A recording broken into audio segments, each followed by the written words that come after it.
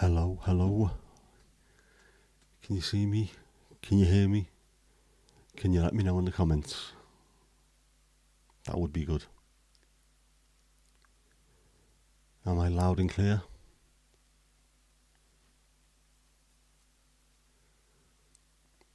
Because I can't hear myself. I'm not plugged in that way. You can hear me and see me. Brilliant. Thank you, Kirsty.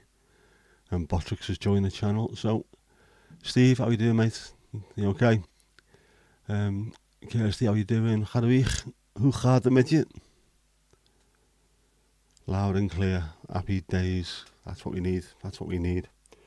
At some point, I'm going to have to try and work out what's going on with OBS because I can't hear a single thing until about half an hour later. Suddenly, stuff starts coming through. It's bizarre, to say the least. Yes, remember the 5th of November. Gunpowder, treason and plot. I've had the window open because it's really warm in here, but I've had to shut it because the fireworks are so loud. It's ridiculous. Sounds like a nightmare in Gaza at the moment. Absolutely incredible. So how are we all doing? Are we all doing fine? Are we all happy? What has happened to the weekend? I've been getting up early every day for the last week, and then I've had 2 lie-ins, and I really have had to have them. Oh, Steve, you're COVID, mate. Sorry to hear that. Yep. A nasty cough. Oh. Not what you need. Not what you need at all. I've been moaning. I've just got a cold. I've been having sneezing fits, which is not really good, is it? But it's better than COVID, so hopefully that leaves you as soon as it can. We don't want that. Don't want people feeling bad, do we?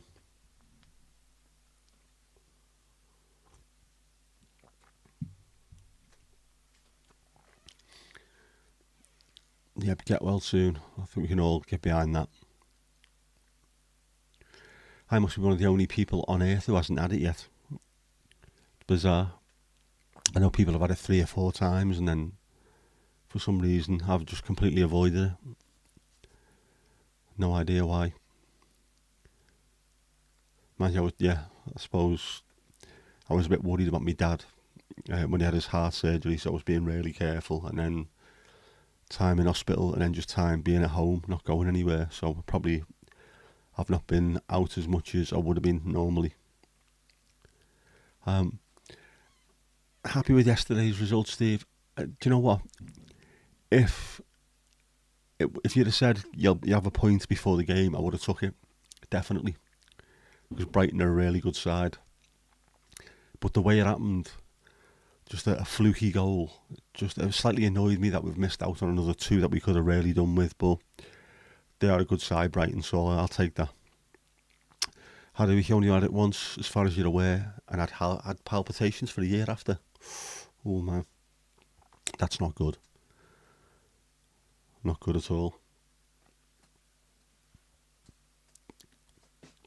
I say it's weird. I know loads of people have had it. People have had it several times, despite the fact that they're all been vaccinated and scrubbing their hands every 5 minutes. Seems to be quite a strong little virus, doesn't it? It isn't going anywhere, unfortunately. Yeah, you're all right now. Is it the palpitations stopped and everything? Back to your normal self.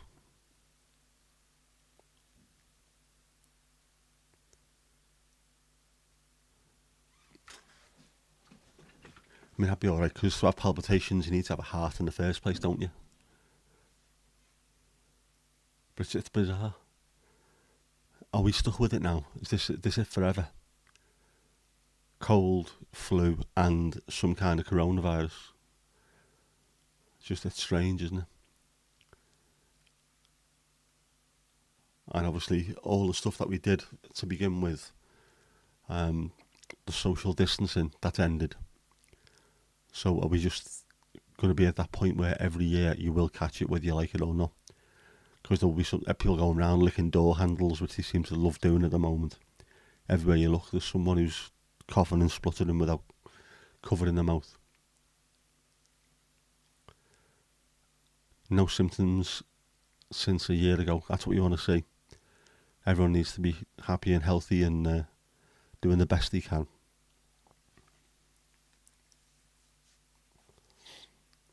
Apart from me, obviously. The sneezing fit this morning lasted about 2 hours. It's ridiculous. Don't know where it's come from. I've been drinking Lemsip. Oh, by the way, I never used to like Lemsip, but I love it now. Absolutely hammering it every time I'm allowed to take one. I'll have it as hot as possible, and it just seems to clear everything up for at least 20 minutes. And after that, I'm sneezing again. Oh, yeah, several colleagues have had long COVID and never got back to work. Heavy that like, innit? It's it's strange long COVID, isn't it? You know, something we still don't know too much about, but it seems to really affect people badly. Yeah, Steve, a good sneeze is fantastic, and on the flip side of that, there's not many things worse on earth than preparing yourself for a good sneeze and it disappears. It's a horrible, horrible thing. Right, so you never had any symptoms or hardly any symptoms during the acute phase, but still it affected them. With it being a respiratory ailment, I'm not surprised. You don't know what's going to happen because you think you're doing all right. The next thing you know, your lungs and whatever just decide, nah, not having it, mate. This isn't right.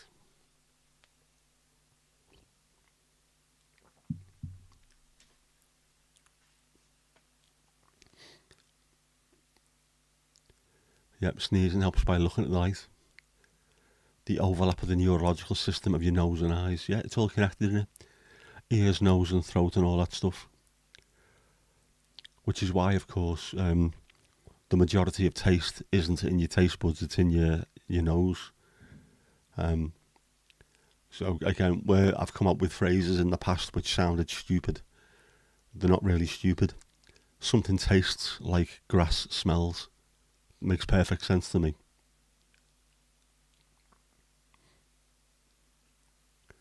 An ex-mate of yours said if you say thank you to someone who says bless you once, it's finished, you kill the fairy. Oof.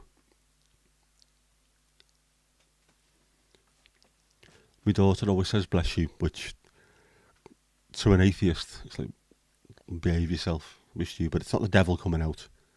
It's snot. It's disease trying to leave your body, and the easiest way to do it and the quickest way to do it is to be expulsed somehow. Which is why, if you've got a cold or something like that, drink loads of water and piss yourself healthy, because it comes out most of the time. Do the fairies ever take revenge? We need to know that. Revenge of the killer fairies. Oof. Gesundheit, yep. It's surprising how many people, even English speakers, say Gesundheit rather than bless you, because obviously I couldn't say bless you with all sincerity because I don't believe there's anything to bless you. There's nothing out there. We are alone. How fucking bleak is that for a Sunday night? Right, what's going to happen is you're going to die and that's it. There'll be nothing there, no afterlife, nothing. You'll just melt away to atoms in the ground and become something else. Which of course is actually true. And the fact that we all come from stardust is also true. Did you know that? We are made of stardust.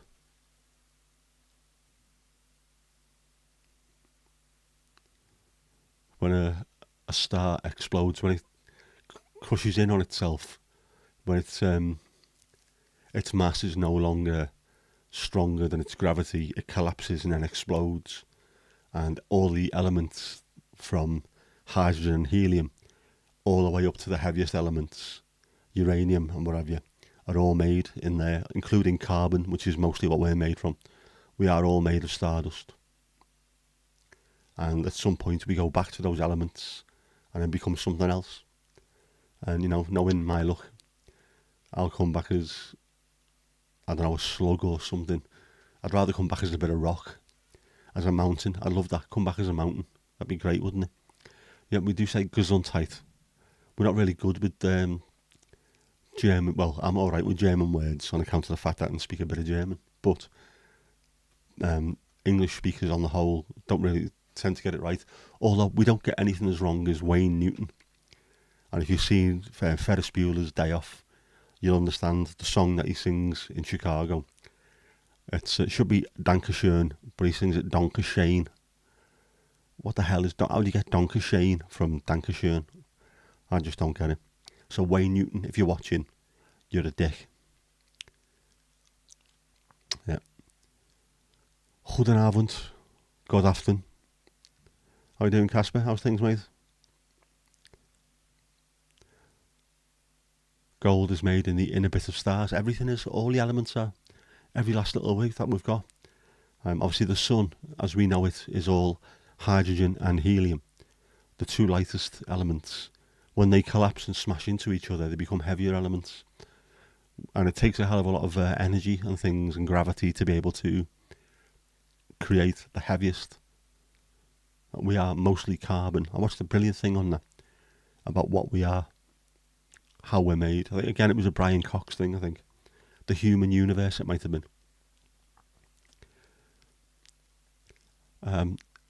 Yeah, Bottrick, stop leveling yourself up. He has to. He has to because he's got to lead the way. You know what I mean? Has to be done. And he is messaging. And you level up by posting messages, so I suppose he's got to be even-handed in this. Now, I'm not asking him to level up quickly, which I could do if I wanted to, but I don't. I'd rather it all be above board, legitimate, and, you know.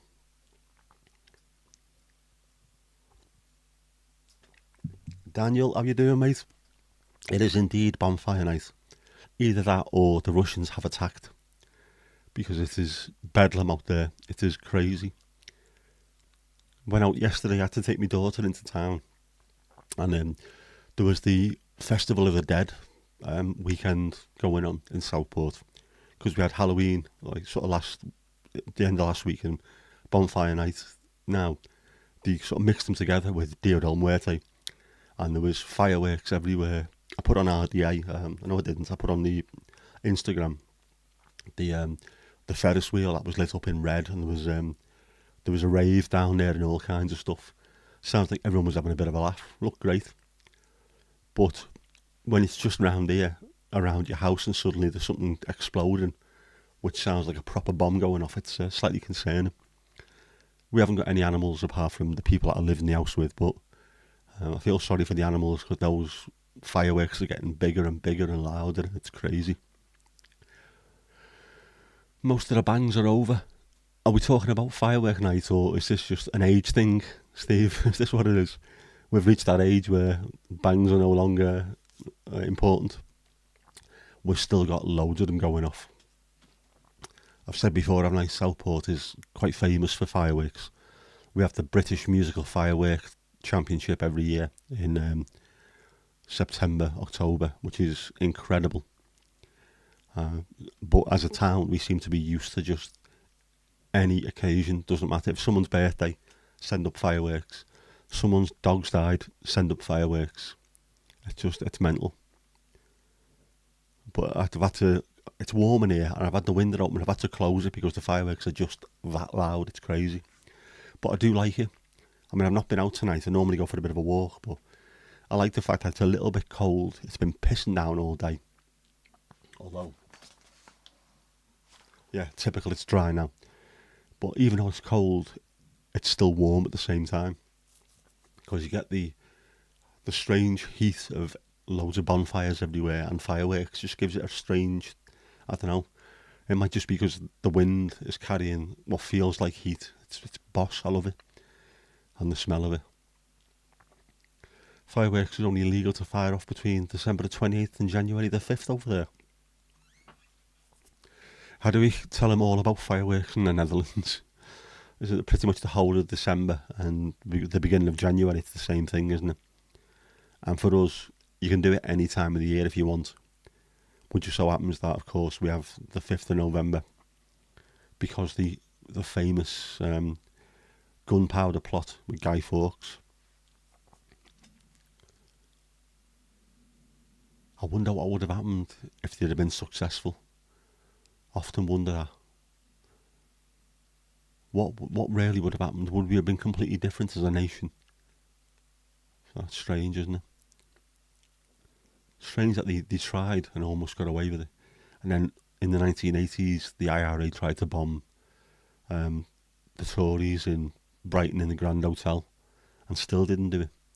I think that just should show us that it's not worth trying to blow up politicians, because for some reason they're completely Teflon, aren't they? Nothing seems to stick with them. So anyone who's watching, don't try and kill politicians. It's not a good idea. Not a good idea at all. Behave yourself. Get them out on the voting day. In fact, don't be killing anyone. Be nice to each other.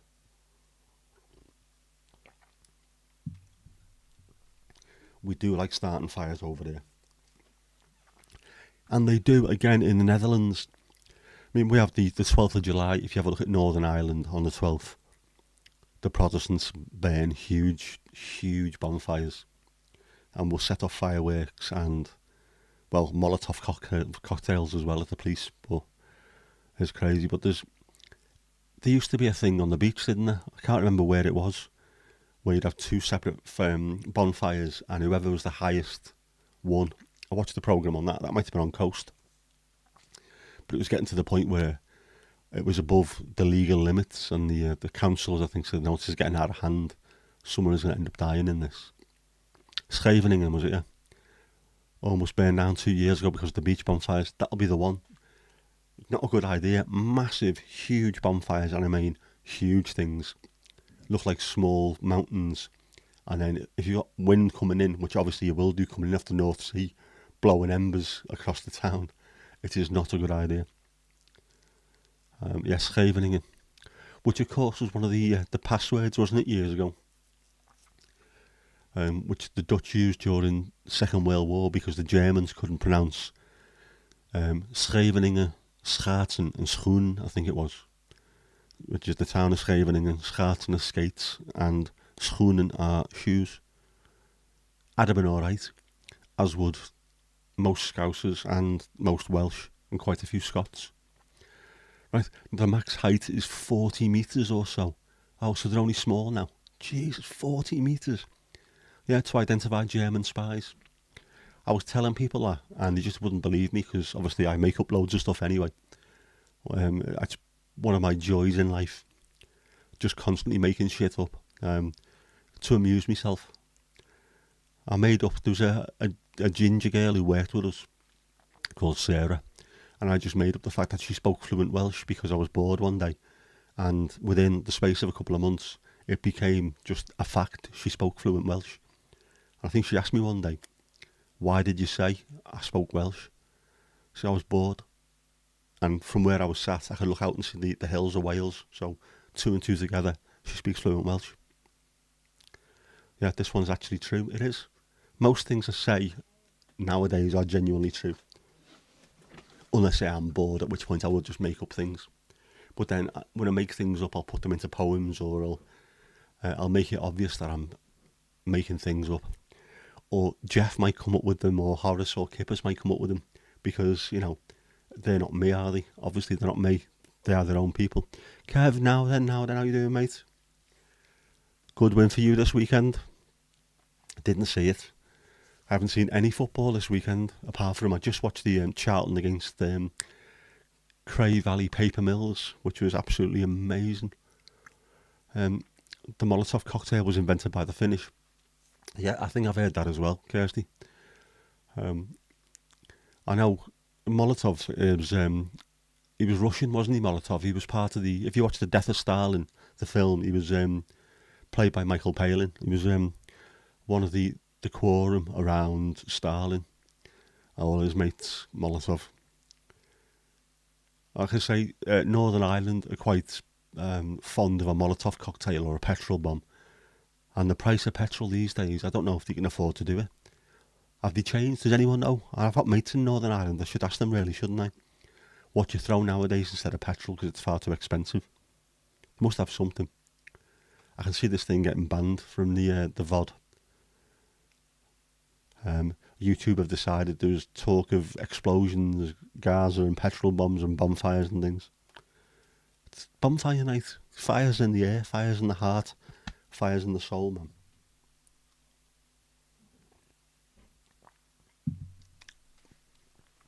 Lucky win. for the Reds. Lucky draw for the other mob across the park as well tonight. Thought it was going to be absolutely obvious that Liverpool were going to get beat today, because whenever they play against Man City or Arsenal or someone near the top, they'll win. Whenever they play against someone down the bottom that we need them to beat, they end up losing or drawing. Right, so the Molotov cocktail was coined by the Finns during the Winter War.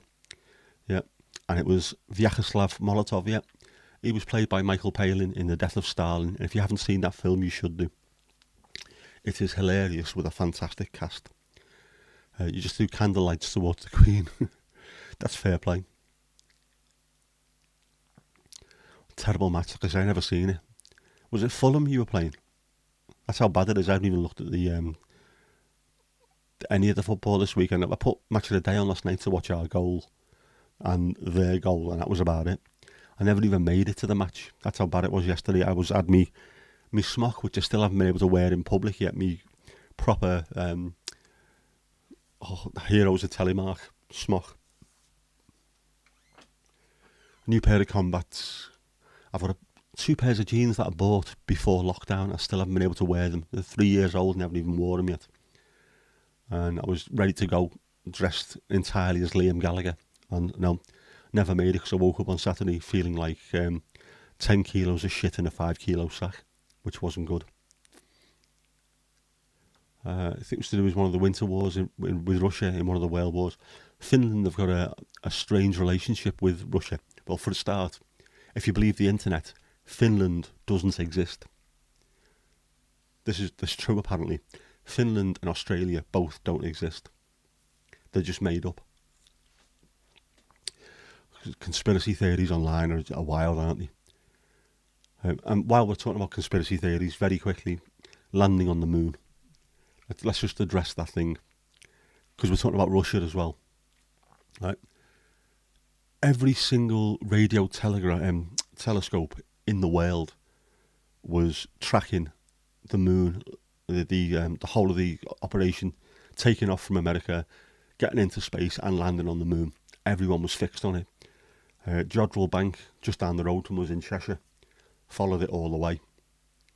If the Americans had not landed on the moon, the Russians would have come out and said, no, we've got proof that they didn't land there, and they would have won the war, the propaganda war. But they didn't, because it was proven that they did. So can everyone just stop with they didn't land on the bleeding moon? Of course they did. Also, the moon isn't hollow. There may be caves underneath it caused by water erosion, but it's not hollow. It's also not a hologram. It exists. You can see it. Have a look, you can see it. It's there, it's outside. You can actually see it. You can also, if you've got a good telescope, you can see the ISS going across it. The ISS also exists. Yeah. Finland, now, for a country that doesn't exist, really does not like Russia, because they're right on the border, obviously. I read Next Stop Execution by Oleg Gordievsky, his memoirs or his autobiography. After reading Spycatcher from Peter Wright, it was fascinating seeing it from both sides of the divide. Gordievsky came to the UK, but he had to come through Finland, and he was hidden in the back of a car, wrapped in foil blanket, so they couldn't see. So if there was any heat, couldn't see it from him. And when he was safe, they played Finlandia by Sibelius to let him know he was in Finland and he was safe. Boss that. Yeah, of course they landed on the moon. If they didn't, it'd be so easy to disprove on Earth. We'd be able to disprove it, and the propaganda war would still be raging. Without the moon, the axis of the Earth wouldn't be stable. Yeah, of course, we're at a very strange angle, a tilt, which is why we have the seasons. And the moon, it's locked into a tidal lock. And if you don't know what that is, if you get a kettlebell and hold it out in front of you and swing, it's that. When you're looking at it, you only see one side of the kettlebell, and it'll be the same with the moon, tidally locked. It stops us from vibrating too much. But the moon is going away from us a little bit at a time, so at some point the gravity will disappear. There won't be any tides anymore. But at that point, the sun might have exploded. Or, the Earth might have just burned to a crisp, because that's what we seem to be doing at the moment. Yet most of the people who say it didn't happen think the Earth is flat. And as Al Murray said, flat, it's not even level. If it was flat, you'd be able to see you'd be able to see Mount Everest from anywhere on Earth. Unfortunately, you can't because it's not flat. Yeah, we have a massive moon. Most planets our size really do only have tiny, tiny moons.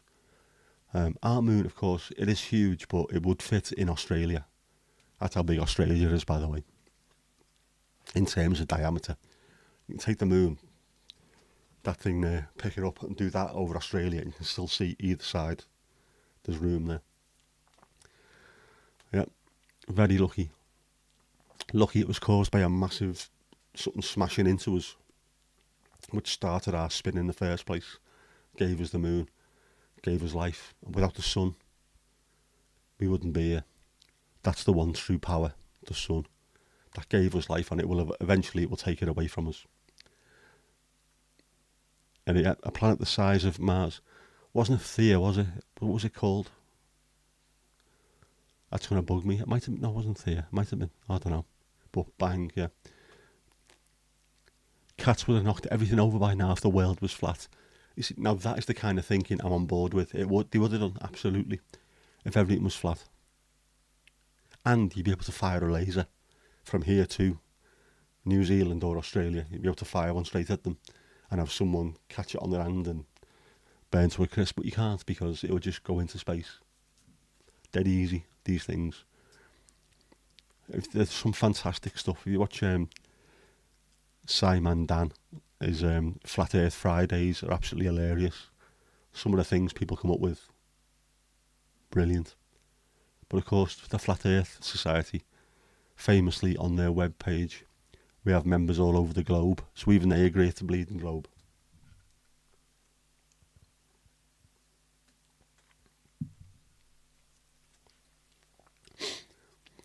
I'm learning the app files now, thinking, what's he talking about? Stop trying to ruin my channel, mate. I'm not trying to ruin your channel, don't worry about that. You're off, Kirst. No problem.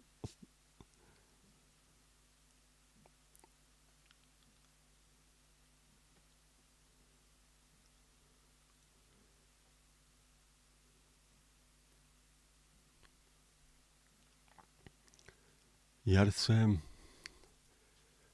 isn't stable. It has got a wobble. Thankfully, it's not a ridiculously huge wobble. It's one that is sort of controllable from the Earth point of view. People trying to prove the Earth is flat, only proving the Earth is a sphere. Yeah. I was talking to my sister about it in the car the other day. It's been funny, the conversations that we're having. I don't think she was used to or prepared for the kind of conversations we've been having on the way to the hospital on the way back. So there's people in ancient Greece with two sticks in two different towns in Greece. Like, can you see it? It's midday here. Can you see a shadow on the stick? Yeah. We'll sort of draw it and work out the angles, and we'll see how far away from each other we are. They could work out the size of the Earth just by having two sticks in the ground. And now, all these years later, when you've got all the technology in the world, people are still trying to say, oh no, it's flat. And when you get to the edge, there's a massive ice wall. I mean, you can get in a boat if you really want and circumnavigate the Earth. There's no ice walls.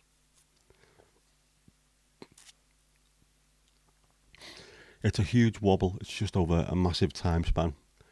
Yeah, it's something that doesn't affect us too much, so we can deal with it. We can live with it. It's a lot of other stuff we're not being able to deal with. Like, have you seen some of the videos of Storm Kieran and some of the things that have happened over the last week or so? There was video from Chiswick, I think it was, a pub in Chiswick in West London, where the water was, you could see it up the windows, and they're not like brand new windows, they look old, but not a single drop was coming in, so fantastic advert for whoever put them windows in. But yeah, we're flooding too much in parts of Europe that's never flooded before because the climate is absolutely up the wall. Yeah, when you talk about how fast the Earth is turning, they can't comprehend the massive size of the planets. That's it. It's all about size. It's relative. Again, Einstein was right about stuff like this. It is completely relative. The size of the thing means, even though it is spinning huge, fast, and we're going through the world, through the universe really, really quickly, we don't notice it. And if you level up as well, fantastic. It's like if you're on a train, one of those trains that does 200 mile an hour, and you've got a ball in your hand and throw it up. It doesn't go that way behind you. It goes up with you, and then you catch it because it's relative to where you are rather than to where the outside is. You know, stuff like this is easy to do. There's loads of experiments you can do that disprove a lot of the online lunatics.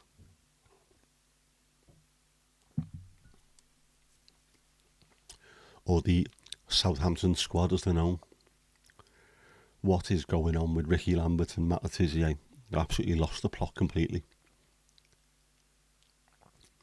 Grown men with children, grown men who are allowed to drive cars, sitting there online. I am not a sovereign, or I'm a sovereign citizen. I refuse to be governed. Yeah, right. Sound. You refuse to be governed. Go and do 100 mile an hour in your flashy car and see how quickly you're not going to be governed. You'll be hauled up before the beak within minutes. Absolute half-wits. And the 15-minute cities that they're going on about. We don't want 15-minute cities. Every city I've ever been in is a 15-minute city, including London. If you want something, you can get it within 15 minutes of where you are. It's ridiculous. What am I talking about? It's Ricky Lambert and Matt Letizia going on. They've really gone down that conspiracy rabbit hole, which is ridiculous. Everything they're going on about, they don't want to be governed by the government because they are sovereign citizens. So the laws don't apply to them, which is utter bollocks, as we know. Because as soon as you try and claim that, you get thrown in court and made to look an absolute imbecile. But these are doing it online all the time, and the half-wits who follow their football teams are starting to eat it all up. Yeah, 13,000 years ago, the north and south pointed 47 degrees in the opposite direction. The North Star was not the North Star. The North Star will change, won't it? And also the polarity of the Earth will change, because it does every however many million years or hundreds of millions, I don't know. I wasn't there last time it changed. But it changes, it goes from north to south and south to north occasionally. Not wanting to be governed to pay taxes, but want to use the infrastructure. In fact, yeah, it's I like that. Yeah, that's the whole thing. What do you do? I know taxes is not really a great thing. People don't particularly like them, but what other system do we have? You have to pay your tax to make things work. Otherwise, we'd have mud. We'd be riding around on mud outside. You need to have roads. You need to have a proper infrastructure, and the only way you can get it is by paying taxes. Now, if these people who are on the big money would just pay some taxes that they owe, then things would be alright. Everyone's tax burden would come down. But it seems to be, again, talking to my daughter about it earlier on in the car today, the more money people have, the more they want. Jeff Bezos, all them billionaires, they've got more money than they can ever possibly spend, but they will not readily pay any taxes. Or they get to a point where they go, alright, well, we'll start giving away loads of money. Too late, you shouldn't be giving it away once you've reached so many billions. Pay into the system, make the system work for other people. Drive around the north, I don't know what it's like in what have we got, Wales or North Wales or Norfolk for Steve. I don't know what the roads are like, but there's just potholes everywhere. It's ridiculous. And the councils are saying we haven't got the money to fix things. Well, no, you don't. But there's billions and billions out there which is being held offshore. If it was taxed in the first place, everyone would pay less and we'd be alright. Yeah, if you don't want to be governed, go and live in a hut in a taiga in Siberia. Yes. Go on, sod off. Geographical north is not the same as magnetic north. No, absolutely 100%. Which should be shown by the fact that if you go to the North Pole with your compass, you'll think that you're lost.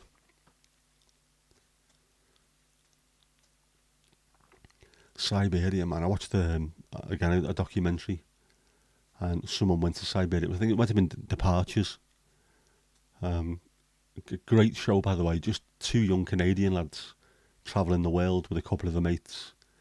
They were filmmakers, so it's really good quality the way they do it. But they're also sort of amateur travellers. Brilliant. Superb the way they do that. I'm sure they went to Siberia and took part in a festival there. Looked great. Siberia and Mongolia look amazing. Look glorious. But so inhospitable. I don't know how people manage to live there, but they do. Just shows you humans, we can adapt to almost anything, apart from paying fucking taxes, obviously. Yeah, you can guess where the best roads in the country are. I would think they would be in the south, maybe southeast, that particular area where all the money seems to filter to. It's ridiculous. London doesn't need any more money. Just get the people who live there to pay for it. And I don't mean Kirsty and people like that. I mean the money that's down there. Get them to pay for everything. Because they could do. But no. They wanted Crossrail. We had to pay for it as taxpayers. Fucking idiots. Magnetic North moves around quite quickly. You saw a documentary about the Comey Forest that week. It was Virgin Territory. There must be loads of places like that on the earth. That's not, even now to this day, have never really been touched. The capital of Mongolia is at New York latitude, but the climate is like southern Greenland. That would mean that it's further south than where I am right now.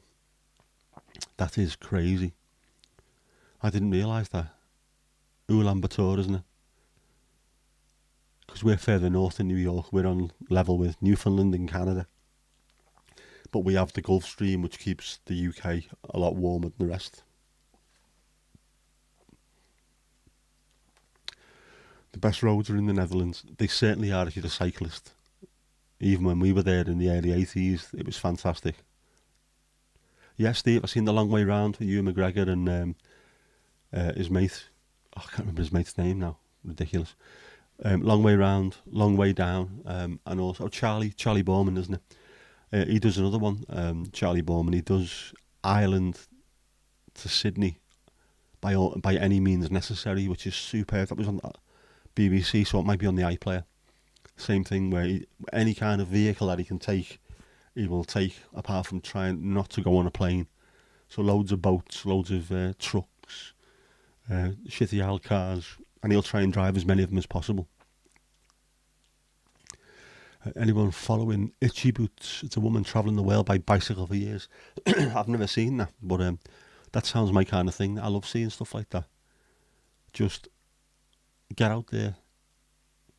Don't be a slave to the world. Go and find it for yourself. I might have to go and have a look, yeah. You're only 4 hours ahead this time. What the hell is going on? Is that your...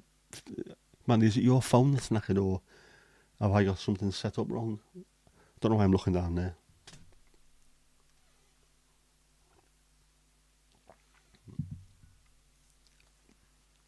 I did one a couple of years ago on electric bikes. I think motorbikes, it's the best way to see the world, isn't it? You can be a little bit cosseted if you're in a car. You seem to be away from things, whereas you're out there on the edge if you're on a bike. Not that I'd ever get on a motorbike. I know I'd come off. I'd end up breaking every bone in my own body and someone else's at the same time. Not good. Not good at all. Your tablet, is it? Ah, well. So you can't give us tomorrow's racing results, can you? Unfortunately, this time round.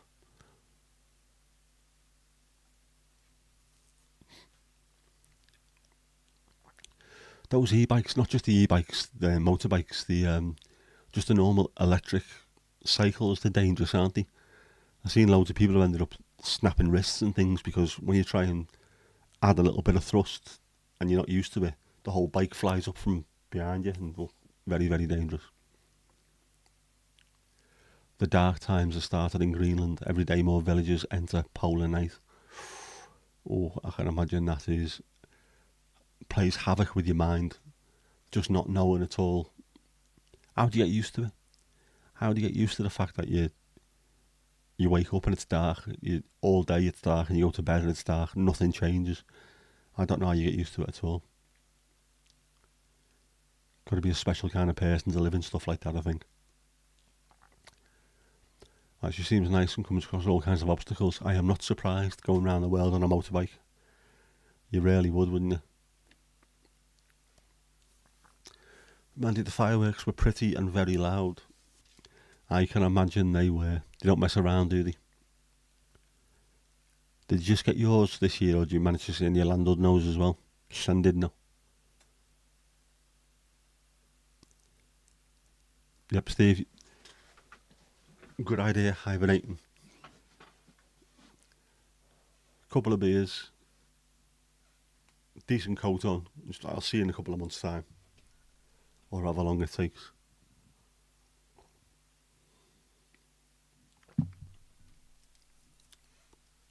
So you do have astronomical, nautical and civil dusk.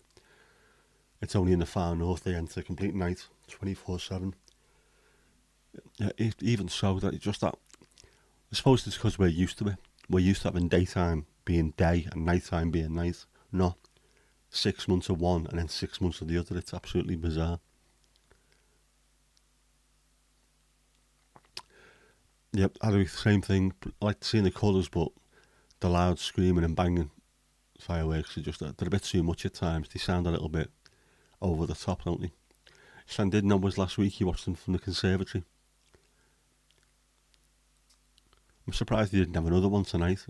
Any excuse really, isn't it? Get out there, cause a racket. I do like Llandudno though. Last time I was there was the biggest seagull I've ever seen in my life. Just sat outside the hotel room looking in, because we had food. Looking in. Mine. Wasn't going to go out and confront him because he looked hench. Proper massive. What you would, I think, class as a fat bastard of a seagull. Man, you could stay in bed for 6 months. Living the dream. Living the dream. If you could do that and have people fetch and carry stuff. Bring food, bring drinks. Feet up. Loads of pillows. Decent telly. That'd be alright. Yeah, Christmas lights being turned on next. I went and parked up the other day by the front, and I could see Blackpool Tower was already flashing up loads of different colours, which looked great. So obviously they start early, don't they, with the lights and what have you. But I think I'll try and find out when the Southport lights get switched on and which minor league celebrity is coming to do them. It'll be someone utterly shit, obviously. We have had some fantastic people in the Northwest, haven't we, doing Southport and Blackpool and what have you, doing the lights. Some awful, awful celebrities. I know poor Cheggers isn't with us anymore, Keith Chegwin, but I'd love to see him do it.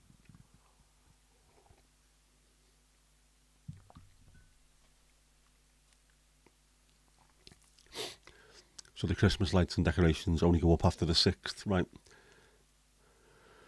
Of course, after the proper Christmas before the fake Christmas. Makes a lot of sense. Mandy, you haven't missed anything yet. In fact, now that you mention it, let's go and see what he's up to.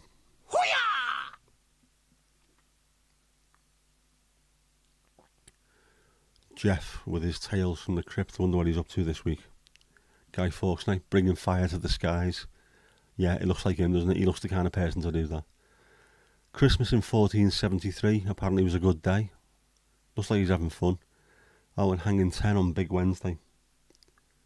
Fair play to you, man.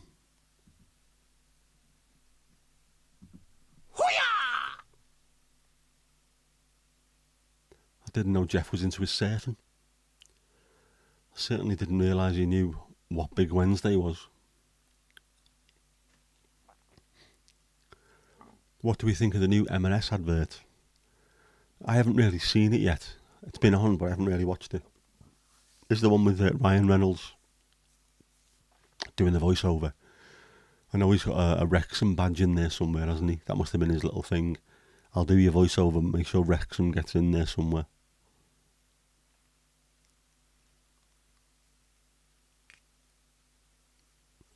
In the north, when the sun reappears above the horizon in March, It takes about 8 weeks till you have the midnight sun. This is crazy. And again, what more proof do people need that we're on a globe? That, it's at an angle, and people that live right up there, it's light all the time, or it's dark all the time. What more do we need? How could it possibly be flat, man? Oh, these are idiots. Sinterklaas is Christmas like Easter is Christmas, yeah. It's a completely different thing. And of course, Sinterklaas or Saint Nick used to wear green until Coca-Cola got involved. And all of a sudden, he's wearing red and white. And we don't like red and white. Well, I don't anyway. Can Jeff surf in his dungeon? He possibly could. Jeff can do anything. He's probably surfing on the blood of the many people that he's killed this week, knowing Jeff. Evil. Yeah, the M&S advert had a week every year. Marks and Spencer's do a Christmas advert, and of course John Lewis do the famous one. It's always a tear-jerking one. And everyone looks forward to it. It's the highlight of some people's years, because that's how sad they are. You saw my dad's photo on a poster in Welcome to Wrexham, did you, Steve?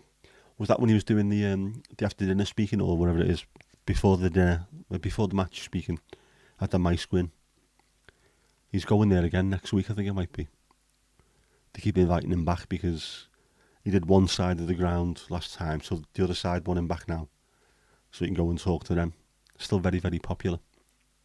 But he still hasn't met Ryan Reynolds, much to the disappointment of my daughter, who seems to think that if he met him, there'd be a whirlwind romance between 40-odd-year-old Ryan Reynolds and a 17-year-old half-wit.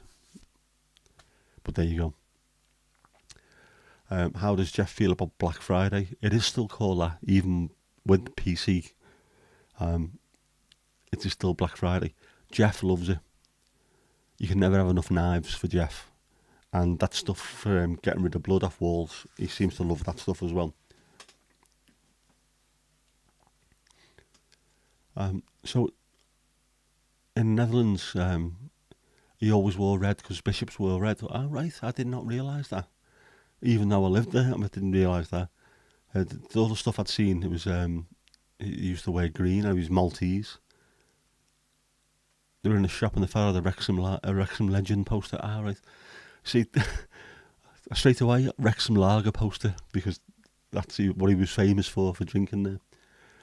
He also had a beer named after him by Wrexham Beer or Wrexham Lager called Billy's Beer, and they sent him a crate of it.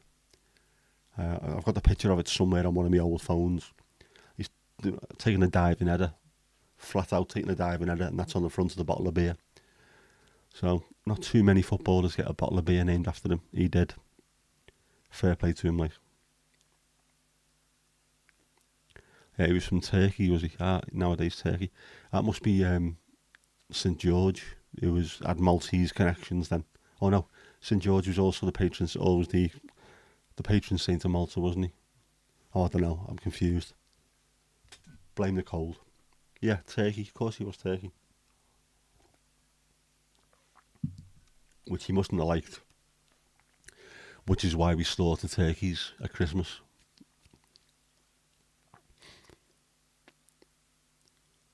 Strange though, isn't it? Coca-Cola are not to be trusted. Don't trust them on anything. The drink itself, if you've got any coins that are dirty, throw the coins in Coca-Cola. In the space of 2 days, they are absolutely spotlessly clean. So if they're doing that to coins, what are they doing to your insides, man? Crazy shizzle. His bones were brought to some Italian city, which then belonged to Spain, which is why we have the law that Sinterklaas lives in Spain. Crazy how these things grow up, isn't it? They go from one little bit to another, and then all of a sudden, hundreds and thousands of years later, whatever it is, there's this entire thing, this law, this legend, and we still celebrate it. And then, of course, we tell kids it's wrong to lie. You should not lie. It's evil. You're going to hell for lying. By the way, Christmas, Santa Claus is coming, and the Tooth Fairy So we lie to them from an early age and then tell them that lying's wrong. Steve, you used to clean your golf clubs by leaving them in Coca-Cola. Yeah, it's evil stuff. It is completely evil.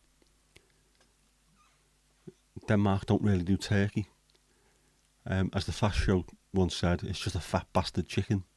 You're not missing anything. Even when cooked very well, it's just, nah. Yeah. Turkey's a bit of cheap meat to eat. There's nothing else available, which is probably why it became such a huge thing over Christmas, because it was cheap. Everyone could get one. Mandy, I wouldn't eat turkey if you paid me. It's foul. Dad joke number 1 of the evening. Well done. Fair play to you. That deserved a dad joke cheer, didn't it? No, I thought it did. Well, there you go. It's not great. Absolutely hate Christmas dinners and Sunday dinners anyway. The Norfolk Black is the best turkey. It's often been said, Steve, the Norfolk Black is the best turkey.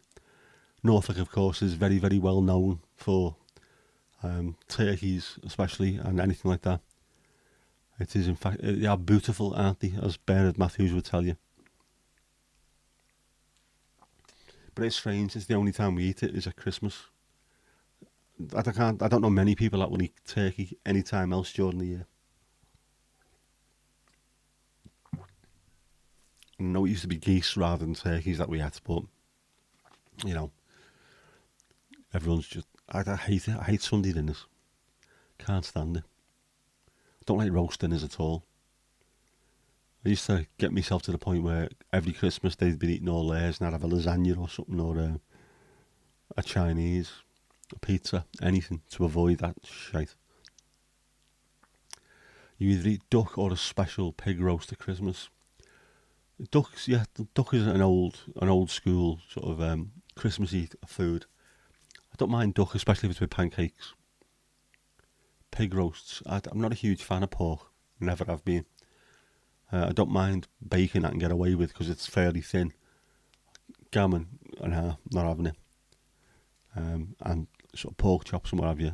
No. I'm trying to eat less meat anyway because I never feel good after eating it. Not mentally or metaphysically, just seems to be a bit heavy. You eat stuffed goose or pork or game meat. Again, stuffed goose, very traditional.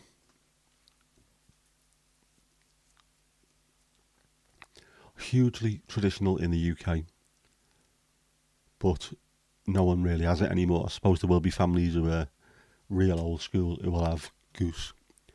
Boar and deer and hare are always popular. Be weird wherever you go in the world, there's just different things that people eat at different times of the year. Some stuff you never look at twice, but then if you give some things a try, they're not too bad. Like I say, the Christmas markets that we have in Liverpool normally start sort of mid-November and go through to all the way through to Christmas. They'll have a pig roast and they'll have weird meats. There'll be food from all over the world. Ostrich was nice. Very, very lean. Alligator was alright, I must admit. I had to be a little bit drunk to eat stuff like that, but once you have it, it was alright. I didn't mind that. Them turkey sheds up the road from you, there's turkey sheds. Oh, he loves it. That must make some noise if you're going past there and there's loads of them. Thousands of the bastards all giving it loads inside a shed. The best bit is pigs in blankets. I think most people would agree with that most of the time. Pigs in blankets are also fantastic in a curry. Because why not? Just throw everything in the bleeding thing, it's sound. Vindaloo pigs in blankets. Chipolata pudding for dessert. In the south, also a rolled chocolate cake called a stronk. Never heard of that. This is the kind of thing that we need to try, isn't it? Everyone should be trying different things. We make a roast called Vleeskesteg.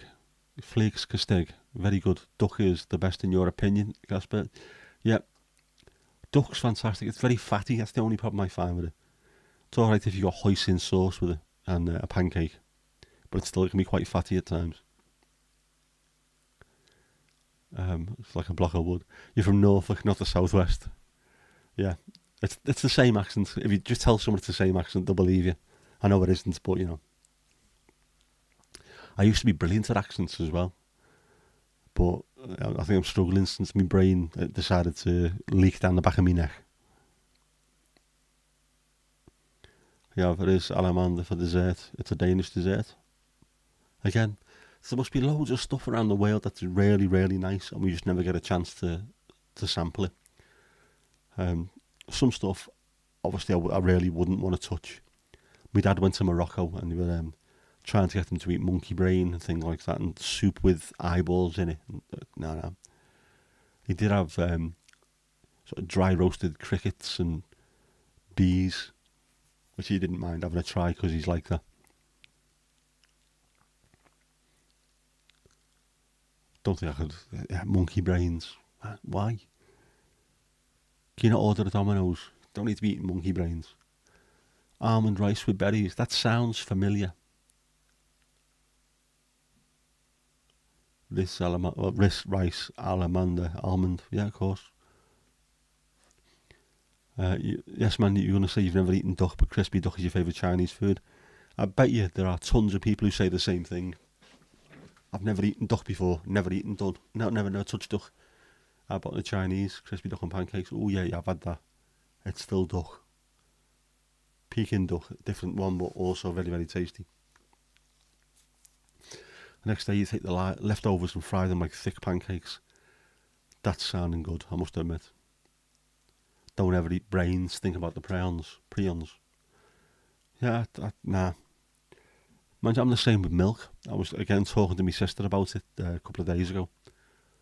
I drink almond milk now because I think I might be a little bit lactose intolerant, just a little bit, not loads, just a little tiny bit, and I don't really want to feel uncomfortable. But what is milk? What's it for? What's the purpose of milk? You think of mother's milk. You know, it passes forward nutrients and antibodies, and it helps you not get ill, but also it's to get you, there's fat in it, it's to get you up to a size where you can be look after yourself and be comfortable, I suppose. You don't have to be watched quite as much, which with mother's milk with a baby is to get it to toddler size, but with a cow it's to get a calf fairly big very quickly. So I don't really want to be drinking something with bovine growth hormone in it.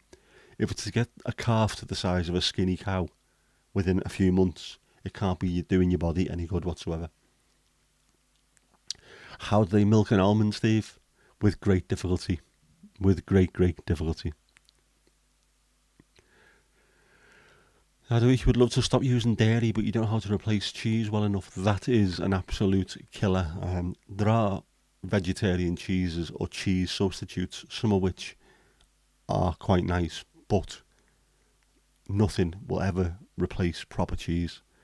And even as someone who is, as I say, a little bit lactose intolerant, but I do love my cheese. You can have hard cheese, yeah. Some of the hard cheeses are really good. You need to be careful about the softer cheeses and things like. I love buffalo mozzarella, but I need to be careful with that because that can even a little bit of that can be a little bit over the top. You need to be very careful. But cheese, yeah, you're not going to replace cheese.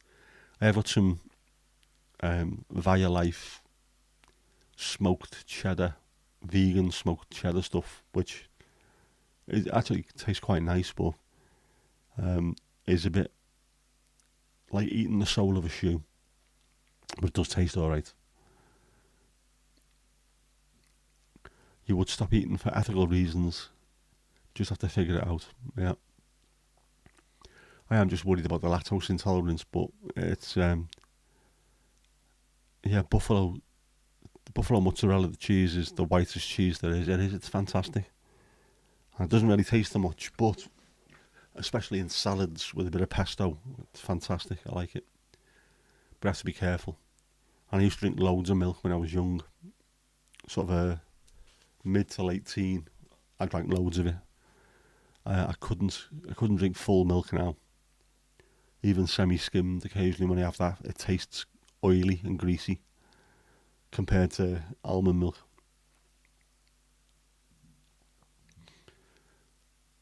Cat allergies can be alleviated if you eat eggs from chickens that live with cats. Not real. That is bizarre. I know I've got really bad hay fever, and a couple of years I tried eating honey, locally sourced honey, which is supposed to, it's got the pollen in from all the flowers and plants that are around here. It still didn't help. I was still sneezing me tits off. There you go. You had your chance. I'm still here. This is not acceptable. Expect a visit, Jeff. Ooh, he's not happy, is he? Was I drinking loads of milk because I wanted to play for Accrington Stanley? Exactly. Yeah, the Ackies. Mad that they were such a huge traditional football club, and then no one knew who they were until that milk advert come out, and then all of a sudden they were huge again. Everyone knows them. The chickens make anti-enzyme against the allergen. That is, yeah, of course, all makes sense. Jeff, Bud, chill. Rather you than me, Mandy. I'm not going to have a go with him because he am one evil bastard. You can mature an avocado by putting it next to an apple or banana. Ah, yeah. I know there's some fruits, if you put them together, they rot quicker. I know that, and some they don't. So you've got to really think about how you're doing your fruit bowl for it to last the longest. But like I say, I don't trust fruit. It's evil. It's not good for you at all.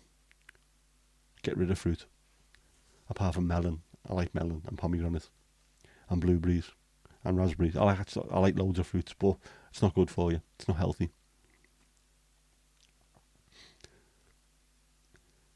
Yeah, so the enzymes end up in the eggs which you take, and you've got the enzymes which make, yeah. I wonder what else. What else? Are there any other things that work that way? Here we are taking antihistamines, chemically enhanced things, when all you need to do is eat chicken ovulations instead. Yeah, eggs. I can do omelette.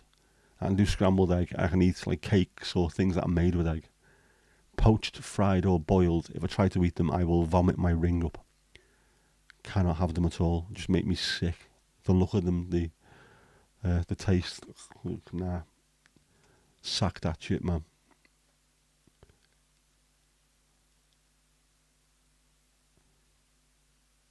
They release hormones, that's why they affect the avocados. Ah. Yeah, there are goats that have spider DNA in them and spider silk. I've seen that. I've got no idea where I saw that, but yeah, when they milk them, there's silk comes to extract the milk from the goat's milk. Yeah, the silk from the goat's milk. I don't know where I seen it, but I did see that. It's one of those strange but true things, isn't it? Spider goats. Mad. I seen there was a liger as well on Twitter the other day, and that shows you the reason why crossbreeding or interbreeding or not getting the gene pool spread out is bad. Because obviously a liger is a male lion and a female tiger. Lions and tigers in their DNA both have a maximum size coded within them. A liger doesn't, so this thing just carries on growing and growing and growing, and those things are absolutely enormous, which can't be good for you. Can't be good for the heart, can't be good for the bones, can't be good for anything. Ridiculous. Mice that glow in the dark because of jellyfish DNA. Yeah, there's all kinds of mad shit like that, isn't there? We mess around with DNA.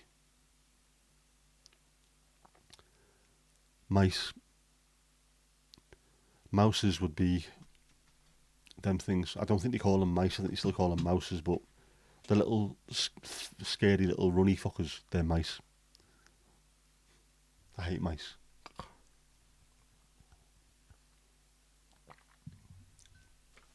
Mice and rats, vile things. Used to live by the railway, and would see them all the time. The rats, massive things. I once, without thinking, just volleyed one because it ran out in front of me. I was wearing steel toe cap Doc Martens. Volleyed it all the way across. It was a fantastic shot, to be honest with you. Straight over the fence, back where it came from. But they're horrible. If two types of mammals breed, the number of chromosomes need to be at an even number for the offspring not to be infertile. I did not know that. That's fair play. We're learning something. I like learning something. Mice are good. If you have mice, you know there aren't rats. So I suppose that's not a bad sign. I think we're quite lucky round here, I think, because there are so many cats. Loads of households have got cats, and they're not just house cats. They're out all the time. So there seem to be, I can't remember seeing anything that was dodgy. The cats must keep everything down. Fair play. Some shrews eat house bugs. Did not know that. In the pub that we had, we always used to keep a frog because they ate loads and loads of little beer flies, the little tiny things that hang around by the kegs of beer. Anything that's spilled, the beer flies love it, and the frogs used to eat them. And we also used to keep a massive, absolutely huge spider's web. The whole cellar was spotless apart from one corner, and then the little froggy toad thing going about its business.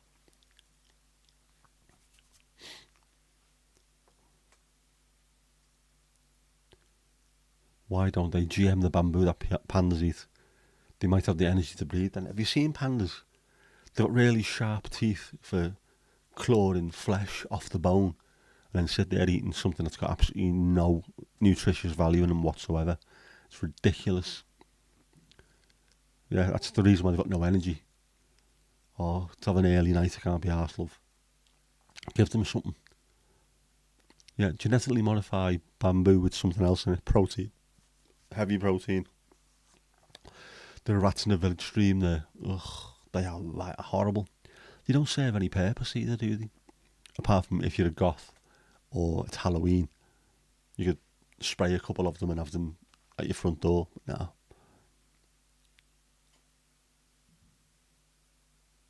A horse and donkey have 62 and 68 chromosomes. So the average of 65 means they only have infertile offspring. Again, I did not know that. I like learning stuff on the stream. That's what we need to see. A horse and a donkey, that makes an ass, doesn't it? When they breed. I think. Barnsey, what have you missed? Mate, you've missed all kinds of stuff. We have gone through everything. Rats or water voles. Water voles do look a bit ratty, don't they? Domesticated rats are adorable. If only they wouldn't drip pee everywhere. They're not. They're horrible. They look vile. Oh, it's a mule, is it? If you're a male horse and a female donkey, does that make a honky? I don't know. That makes a mule, yeah. Yeah, you missed all kinds of stuff. We've gone through the war in Palestine. We've gone through flat Earth, landing on the moon, rats, chromosomes, petrol bombs, Molotov cocktails. We've gone through all kinds of stuff. We're learning a hell of a lot today. As always, I love it. Rats, yeah, it has been very deep tonight, Steve. You're right, absolutely. It has been very. And man, you weren't late. As Dan always says in his streams, if you turn up, you turn up. You can't possibly be late. You just appeared after other people appeared. That's all that is. Rats are very social and intelligent. They are, but they're also vile, repulsive, horrible looking things. I think it's the tail that does it. I hate the tail and the little fucking horrible hairs off them. Eek. Yeah, you have raccoon dogs. We saw one not long ago. They're huge. What? What are they? Corvids and elephants and whales. That's a hell of a lot going on there. But yes, each one of those is hugely intelligent. The corvids, we see them all the time with Well, there's blackbirds everywhere, blackbirds and magpies everywhere you look round here. Absolutely hugely intelligent birds. Elephants, that thing about them, they've got great memories they never forget. They really don't. They can have things sort of passed down from one to the other, from mother to daughter, watering holes thousands of kilometres away, and they're able to find them every single time. It's bizarre. Raccoon dogs and raccoons are invasive there. Germans set them loose to hunt them. Bloody Germans again, causing trouble in the Netherlands. Bastards. Spread like a plague. Yep. You believe they originate in Japan and are not related to raccoons? Right, we'll have to look this up, aren't we? Raccoon dogs. Let's have a look.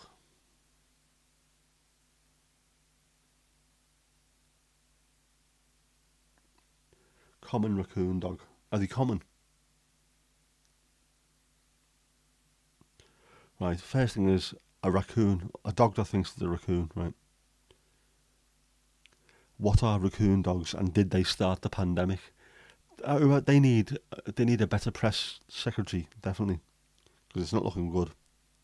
They're omnivorous anyway. That's the trophic level. From the family Canidae, so they must be horsey. Japanese raccoon dogs, right? Are these smaller but very good with electrics? Japanese raccoon dog.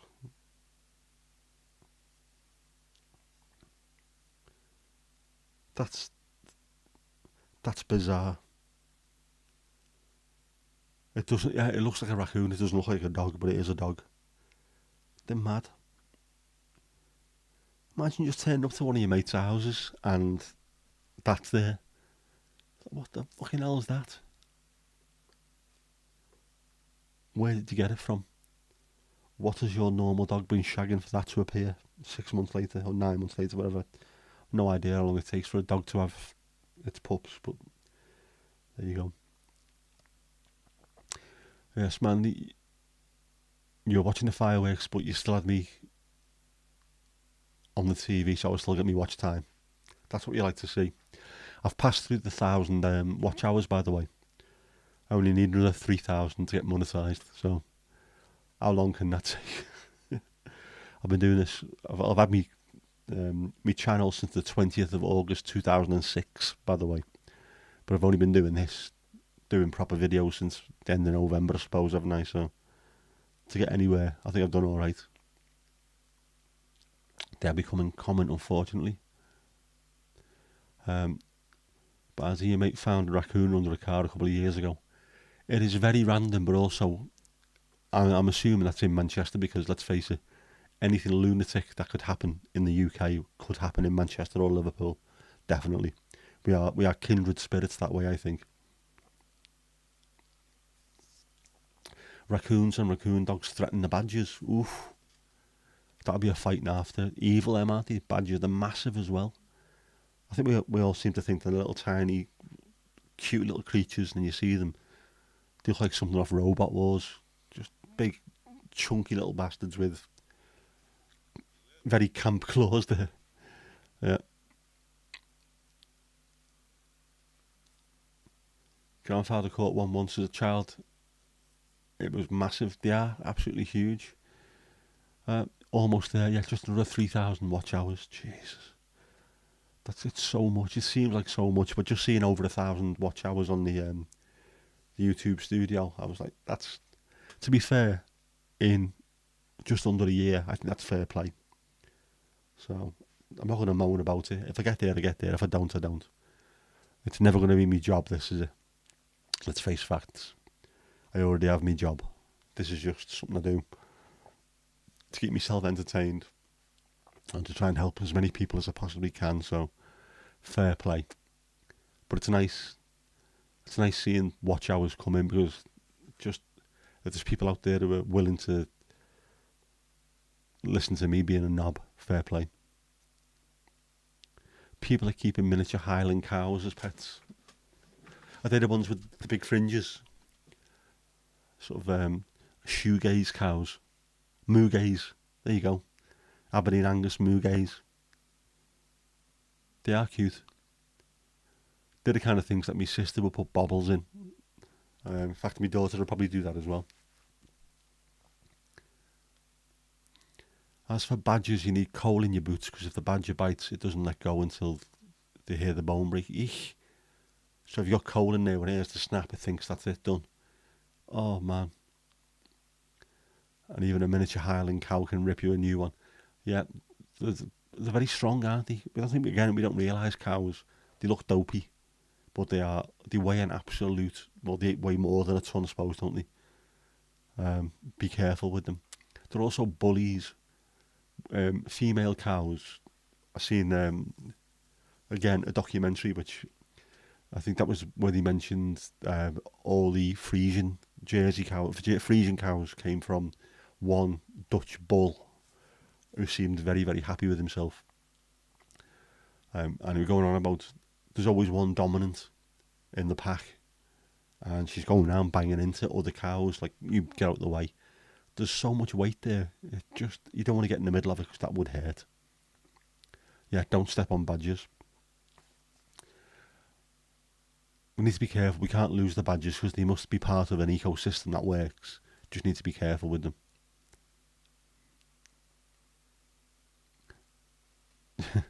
Yeah, waiting on street corners for passing badgers, causing trouble with the badgers. Never trust anything wearing black and white. Spoken like a true Middlesbrough fan.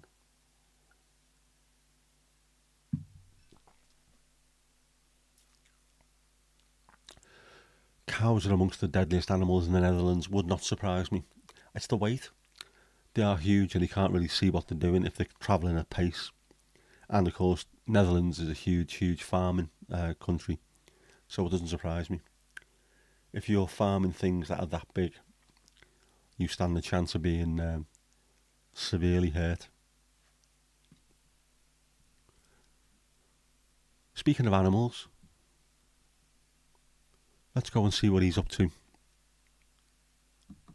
Kippers kicks ass. Aliens in Wales. Mandy, is this you any chance? The likely cause of bright flashes near Wrexham explained by power firm after local speculation. So the flashes of light have been described as quite creepy.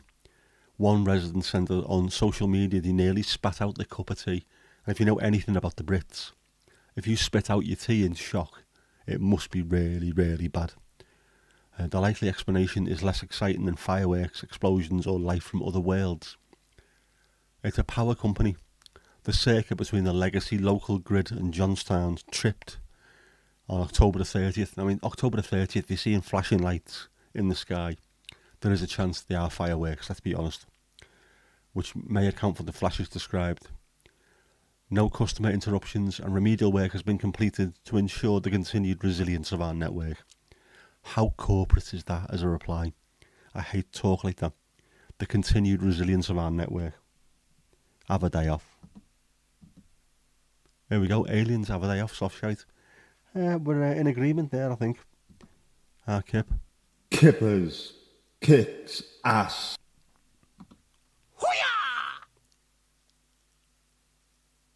I knew he was going to say that. Have a day off. You can just tell. I know his mind. I know how he works. But you are 100% right there, Kippers. Absolutely 100% right. Dogs, cows and horses in the Netherlands, yep. Nuns and penguins. Never trust a nun. Or a penguin. You can't tell the difference between the two of them, if the nun's small anyway. Cows are very dangerous if you've got the calves with them, definitely. Anything with any kind of weight who's worried about their offspring can cause you all kinds of trouble. Weaver fishes. The viper of the sea. Always wear footwear in the sea. Don't go in the sea would be my advice. Cows don't get to keep the calves with them in the Netherlands. They're removed immediately after birth. And yet they're still dangerous. Yeah, the sea. I'm not a big fan of crocs, but I think if I ever go back to Cuba and go scuba diving or whatever it is we were doing, snorkeling, I'd be wearing a pair of them because I sliced myself to bits on coral. I've said this the night before. Blood pouring out of me in the middle of the sea where there was sharks. Don't need to be in the water bleeding when the sharks are around. Especially reef sharks, I think they were. Don't know if they were white tip or black tip, but both evil, big tooth smiley bastards. Don't want to get involved with them. 30th is that way when your internet bugged out. Aliens causing trouble. It's as soon as I read that, I thought of Red Dwarf, because Rimmer, anything that happens, he puts it down to aliens. So it was either the aliens or the Quagars, double A, Quagars. Not laughing about my injury. Yeah, it's all right. I survived. There was no shark attack. I got back on the catamaran and back on the ale, and I was fine within minutes. So it wasn't a big problem. Fantastic place though. If you ever get the chance, Cuba. We went out to the coral reef and it ended up being so choppy that visibility was low. So they got us back on the boat, the catamaran, and took us further in where there was a deliberately sunken ship. That was where I sailed at. I think it might have been a conger eel or a moray eel or something. Big, massive head. Looks like a Muppet cartoon face. That was, I thought, that could eat me. Even though I was, well, massive. Still am. It's, I don't want to be involved in this shite. I'd rather get back on the boat and get pissed, which I went and did, happily. In the good old days. Before I'd start worrying. Before I had a daughter. I am going to get her involved in the stream at some point, but I can't just have her turn up unannounced. It wouldn't work. I told her this. For a start, I've got a dynamic mic, which means that it just listens to my voice and doesn't take into account anything that's going on around me, so she'd need to be mic'd up separately. All the lights would have to be amended to fit in. I'd have to find somewhere for it to sit. So that's the reason why I told her to piss off last week, by the way. Or was it Wednesday? Tuesday? I can't remember. On Bonaire, you encountered a huge sea turtle while snorkeling. Aren't they ridiculously big, bigger than anyone expects? You think right, a turtle, it's going to be big, and then you see it and you think it's about twice as big as I even thought it was going to be. Incredible. They are mad looking things. My mum hates tortoises and turtles. She really cannot stand them. The neck on them and all, it just knocks us sick. But they do look sort of prehistoric. They are bizarre looking things, but there's a beauty to them. They are serene, yet they are chilled, aren't they? Just getting about the business, cutting about the ocean. Again, I was watching the latest. What I was going to say, Alfred Hitchcock, the latest David Attenborough Planets thing, the Planets 3.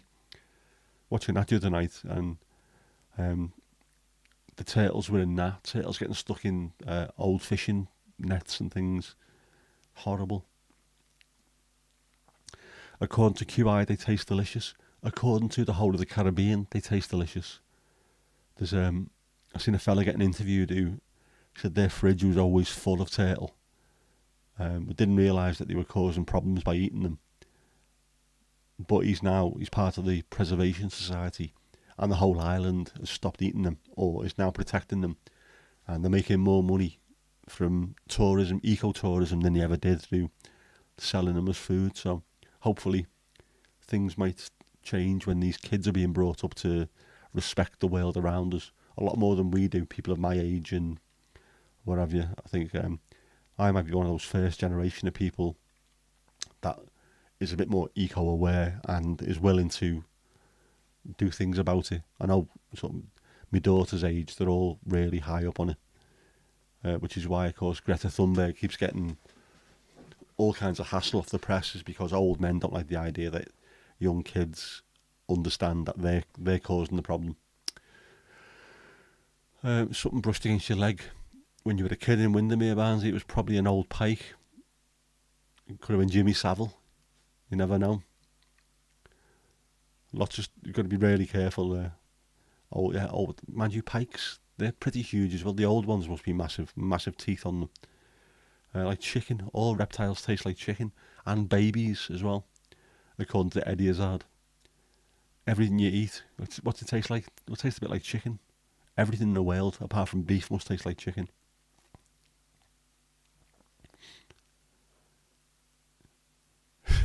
He wants to do a joke about a turtle, a pencil, and how to get a tie on Gladstone Small. uh, to everyone else in the chat who doesn't know who Gladstone Small is, he was an England fast bowler who had a head and then shoulders and nothing in between. Solid him as well, wasn't he? How do your parents have never seen any animal as anything but food or a tool? If you're brought up in that sort of lifestyle you're building, what can they be used for? Or a nuisance, yeah. Different generations. It is. Everyone's moved completely. The goalposts have moved completely. That generation, like I say, my daughter's generation coming through, loads of vegetarians, loads of welfare for animals, a lot more idea of what's going on in the world, a lot more politically savvy than we ever were. And when you've got social media, you can see what's happening. I know I was shown video when I was at school of what happens in a slaughterhouse, trying to make you think this is where your food comes from, and yet you just sat there going, well, it doesn't really matter because meat's really tasty.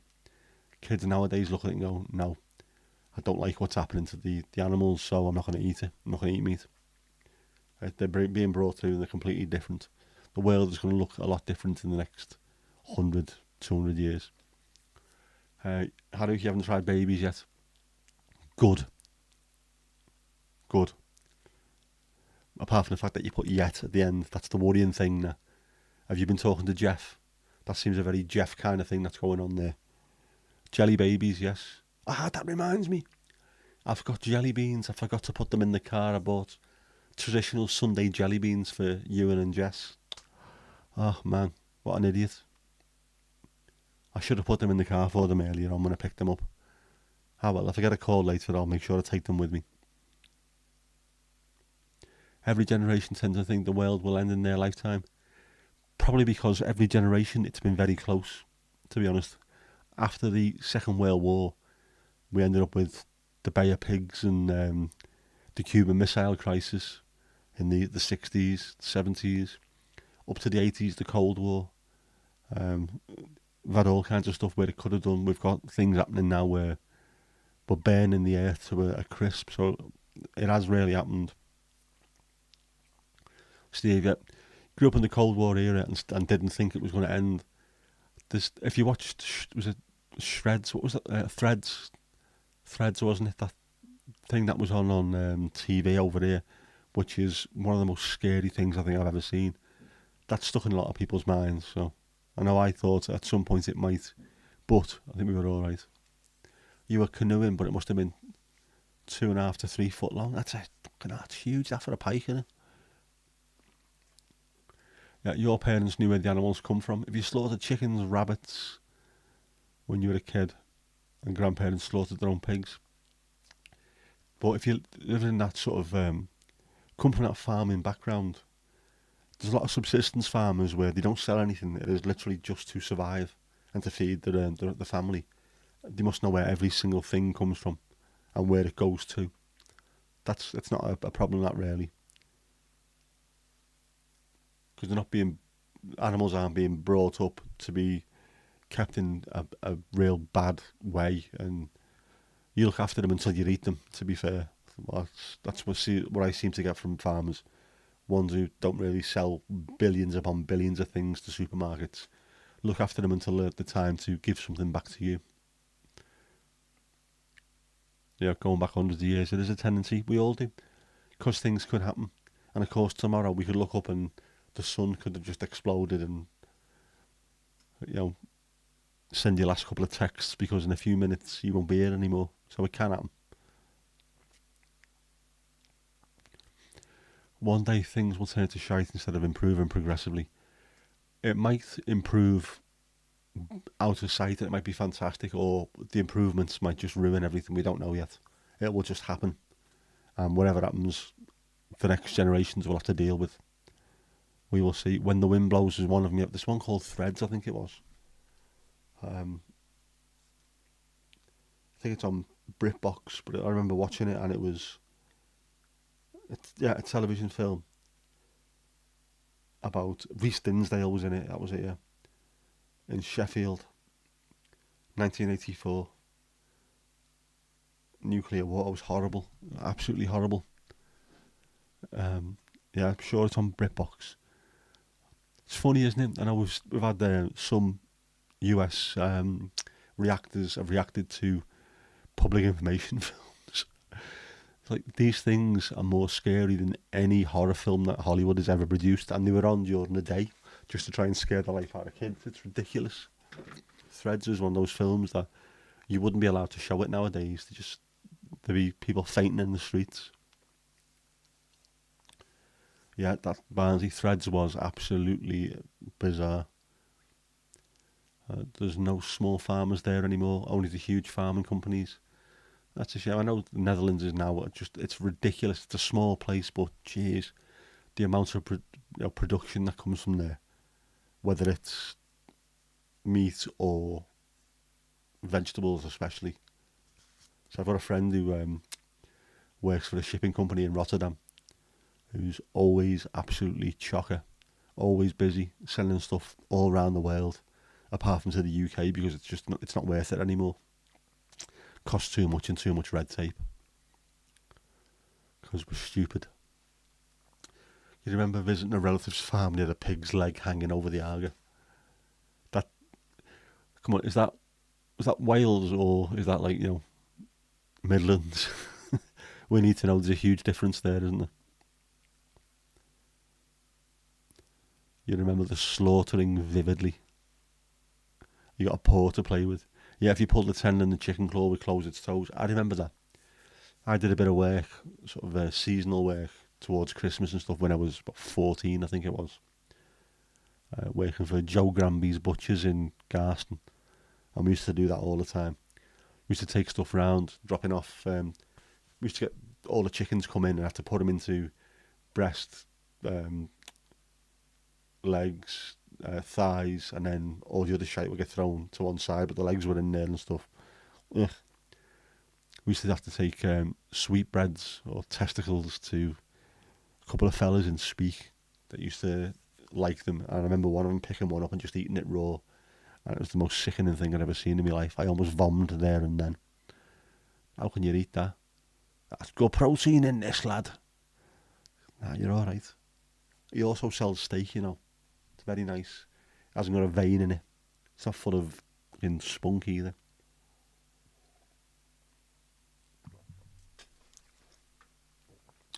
So stick with Welsh lamb. The most tender lamb in the world, because it's obviously been tenderised continuously by the young farmers' boys. At mid Wales, on the top of a hill. It was so high up we called it heaven.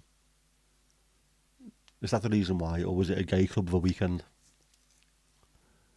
Did anyone watch the public information film at school about what to do in a nuclear attack? That triggers a few memories, that one. We had some bizarre ones. The one flying the kite near the electrical pylon is the one that stuck with me the first time I seen that. I think a little bit of wee come out. I never ever went kite flying. I think it was all down to that one advert. I never flew a kite because something could happen. I know we're nowhere near electric pylons, but at some point there'd be a storm that will just appear from nowhere. Yeah, duck and cover.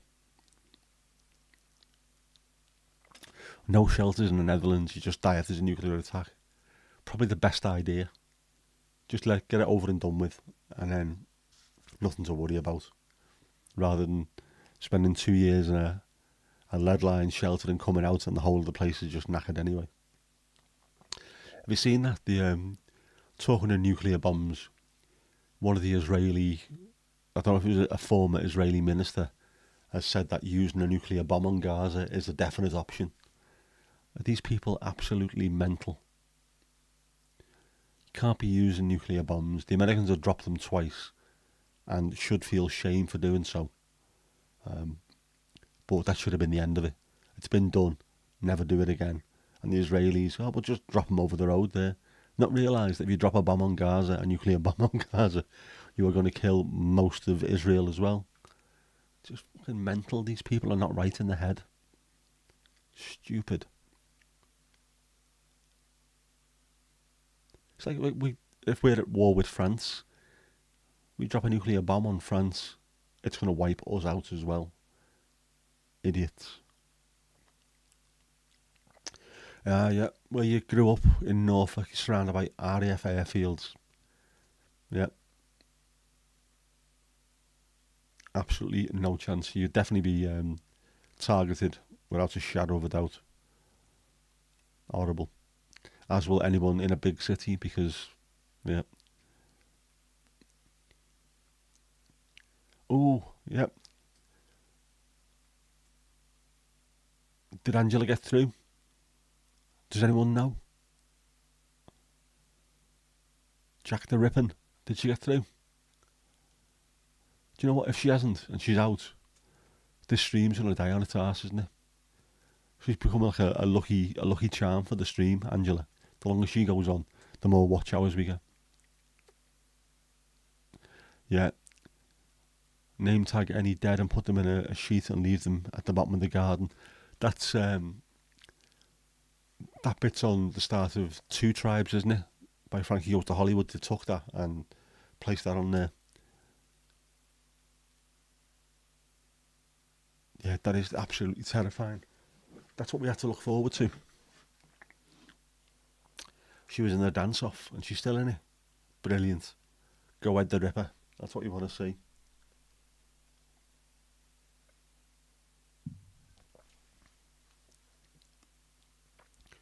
No one should have nuclear weapons. We need to get rid of all this shite. Stop it. I know it's supposed to be a deterrent. It's not a deterrent if you've got people who are nuts and don't care about what happens to them. Stupid.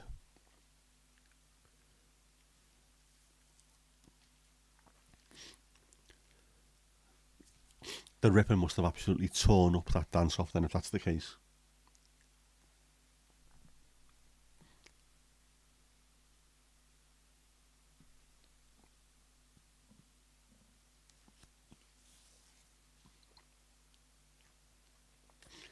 She must have done some dancing because I know on the Morecambe and Wise show they were blown away by just how good she was. It didn't look like she just practiced in a house. It looked like she was pretty decent at it.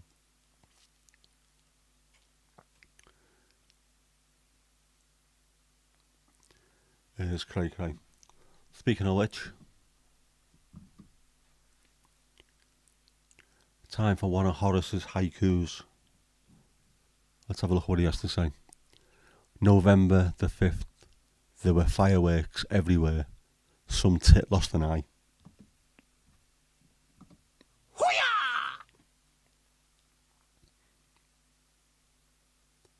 Fair enough. Heartfelt, I would have thought. You know what I mean?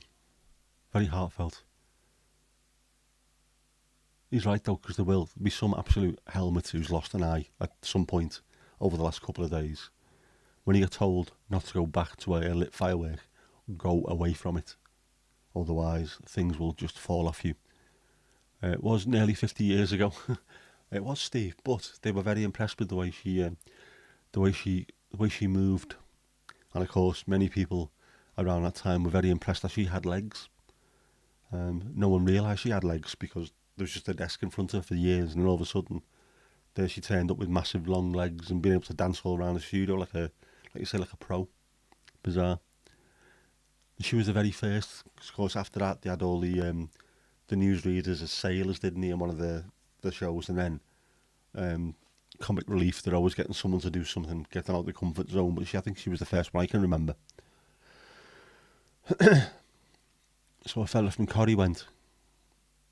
No idea, I don't watch it. Thankfully.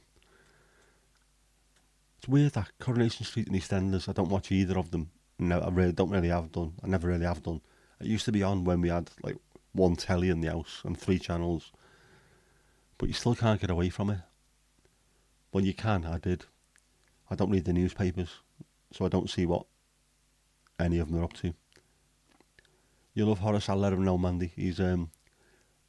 Horace is a decent cat, isn't he, really? I must admit, he's a quite relaxed, chilled kind of individual.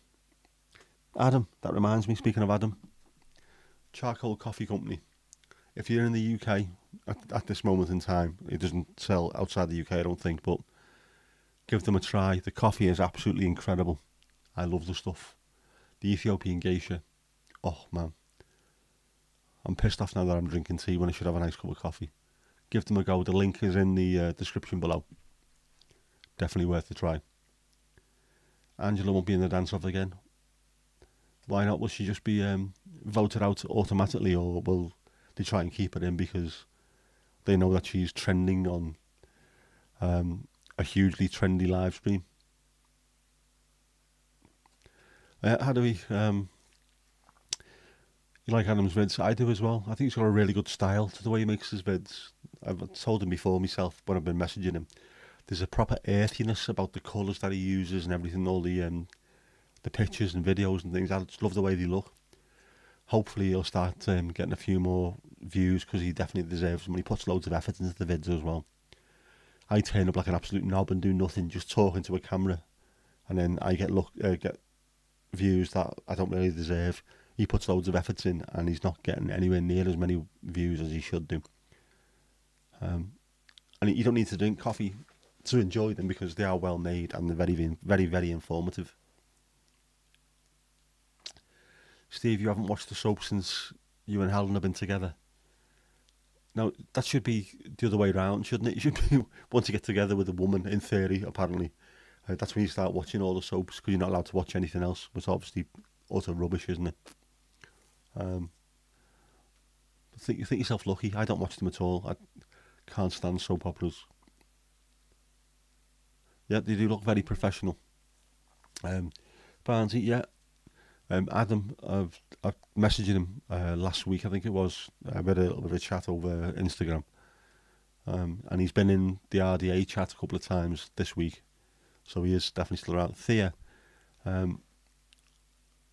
yeah, she was recently in one of Daniel's lives. I've seen her pop up as well, and she's liked a couple of photos I put on Instagram as well, so she's definitely around and about. Hopefully, she's out of hospital, but she will improve. The fingers crossed. We'll send her our love and good vibes. Yeah, there's only so much you want to know about coffee, but well, for a lot of people there would be. But I always find them really interesting.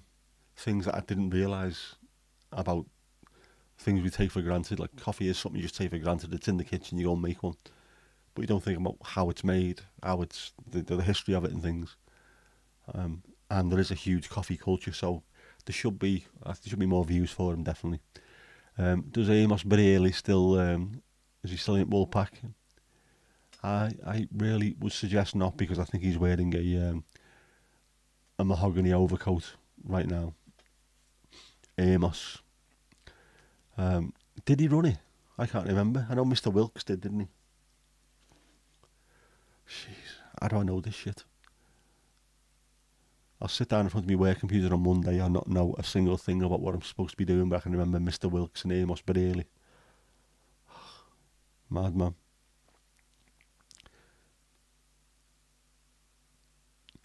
They are definitely educational.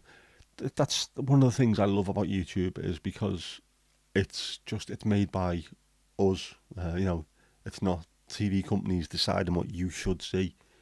You can find anything about anything. You put anything that comes to mind in the search on YouTube, there will be a video about it. It's so educational. I've learned how to do so many things over the years just by watching videos, whether it's how do I change the light in my car, because I haven't got a manual.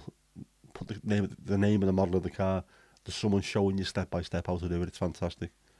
All the coffee stuff, no idea about it. Now I've got a bit more of an idea of what happens. It's great. Tia's still in hospital. Yeah. You left Instagram, you're out of the loop. Definitely send them the best. Yeah. They deserve are good vibes, and hopefully things will start to improve. Man, you remember when Emmerdale was a farm?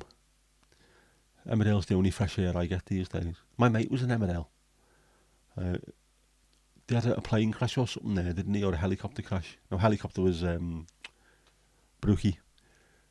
I'm sure it was a plane crash, and there was a load of paratroopers were brought in, a load of army brought in to help out, and he was in the paras, and he was on screen as an extra. He also was on an episode of the ambulance Northwest. He come off his bike near Preston, and he was on there. They picked him up and put him in the back of the ambulance and took him off. And thankfully, he's still with us. But bloody hell, that was a hell of a crash he had. Motorbikes, they're not good, man. They're not good. Not even if you're going all the way round or all the way down. Got to be careful with them. There's still more bloody fireworks going off out there.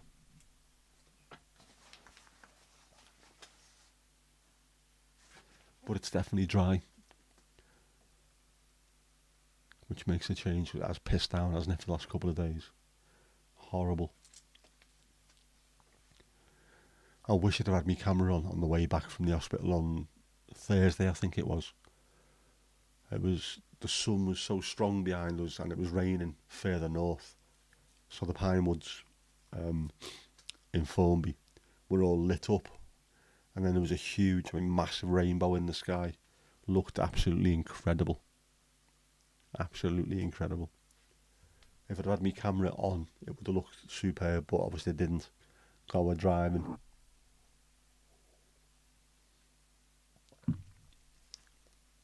Yep.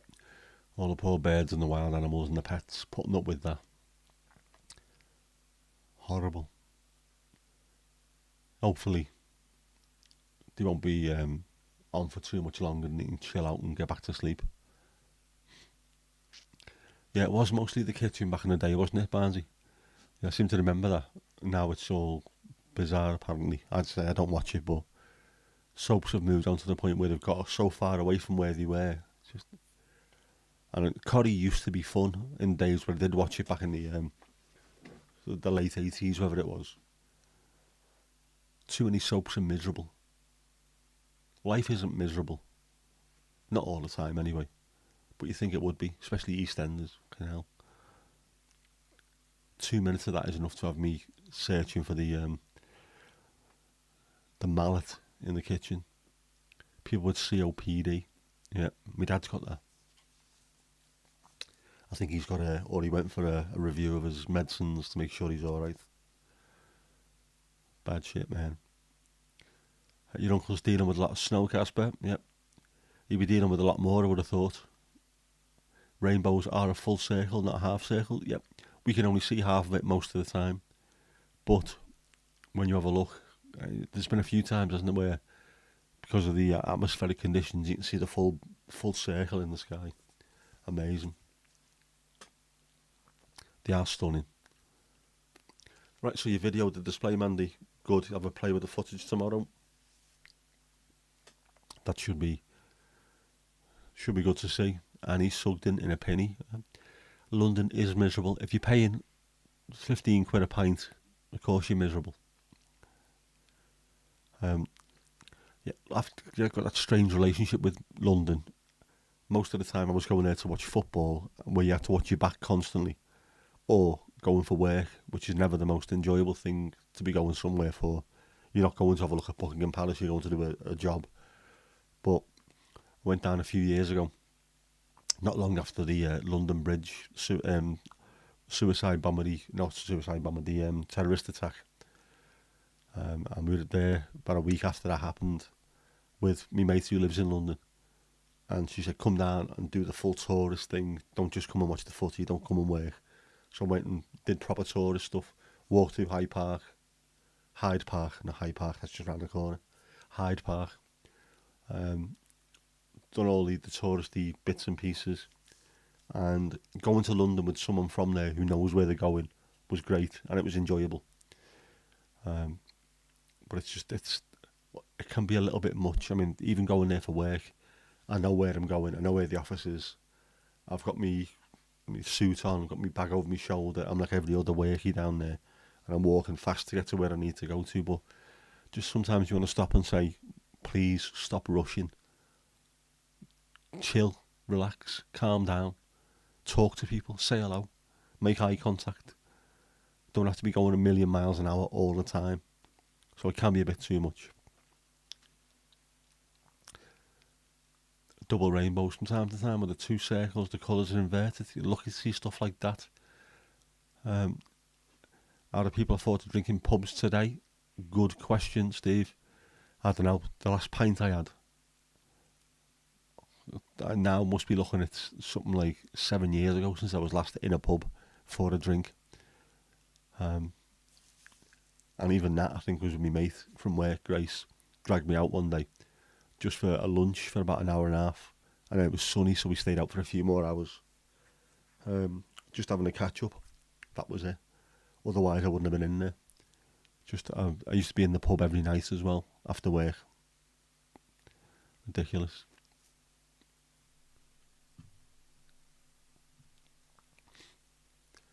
Right, how do you went to London when you were 16 on an exchange?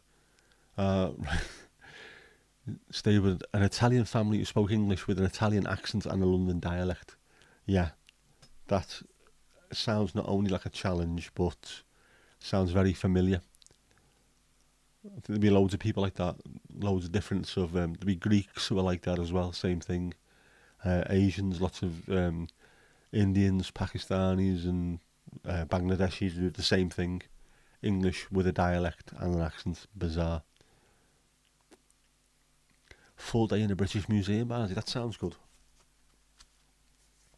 I bet you could spend a full day there and not see the same thing twice. Kirsty, you're back, what have you missed? Oh man, you will not believe what you've missed. We have missed all kinds of stuff.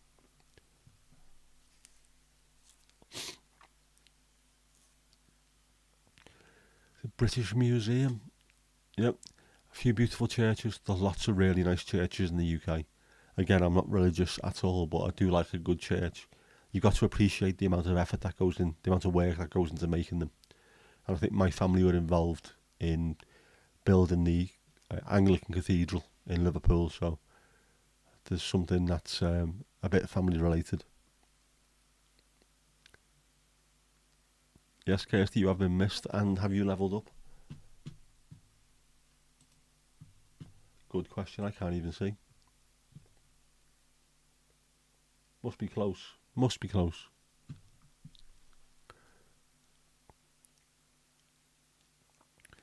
So it's not the one near you, it's now a post office, come cafe, come children's play centre in one building. That's fair enough.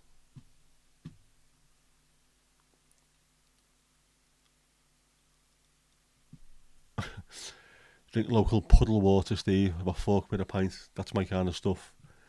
And he drinks Italian lager, which is nearly £8. £8 a pint would be cheap in that day of London there. Yeah, you missed the flash, Kirsty, you missed the flash. Ewan, how you doing?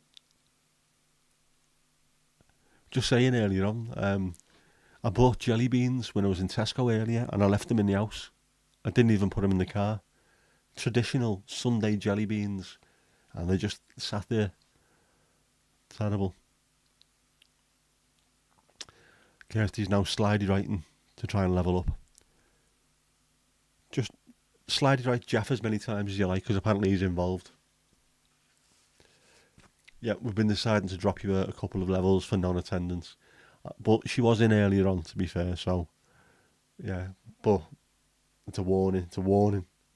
Jeff, at some point, will kick off, because when people aren't turning up, he's not happy. He's trying to sort out his reputation. Yeah, you will be seeing me sometime this week, definitely. I seem to spend most of my time with Jess in the front seat, making me ears bleed. So I definitely will see it at some point. Shelbin verified Switch Barbican barcodes. Jarvis is quick frozen. I think that could be said to the supercalifragilistic, couldn't it? Jarvis is quick frozen. And yes, glad you survived outdoors. Being outdoors in London, it's very difficult to survive, as you all know, as you were saying earlier on. Well, Dodgy. It's what she does best, doing. It is. That week that she wasn't here, I thought I'd gone deaf, but it wasn't just because she wasn't there. Clamped to me ear. Dad, dad, dad, dad, dad, dad, dad, dad, dad. What? As I've said before, the more A's in the word dad, the more expensive it's going to be, or the further I've got to drive. Dad. How much? She's still got to try and work out. I'm going to try and get Jess to do her own little section on this, if I can. We'll have to work out what it's going to be. It's obviously not going to be book reviews, is it? I read a book once. Yes, at least she does talk to me. Parents have done worse. Yeah, same thing. Of course, as soon as if you got vowels in your name, you're knackered. Here she is. Dad, I will not take the Jess slander. Yeah. This is not slander. It's only slander if it's not true, Jess. So you'll have to start thinking about if you want a section in the stream, going to come up with something decent. Jelly bean reviews, yeah. Episode 1, these are fucking shite, these. Only she doesn't speak with a Scouse accent because she's a wool. Gloria Gaynor earworm. Could be worse. Lee Beethoven. That's a good name, that. Lee Beethoven sounds like a Cockney plasterer or something, doesn't it? I can imagine Lee Beethoven turning up to do a job at your house. Who's been doing all this? Fucking cowboys. What do you reckon, Jess? Lee Beethoven, a Cockney plumber. Do you reckon he drives a Ford Transit? You say your Ford Transit is your industry standard. As Jess knows. A live jelly bean review. Ooh. That would be dangerous. There we go. Ford Transit. It's the magic word.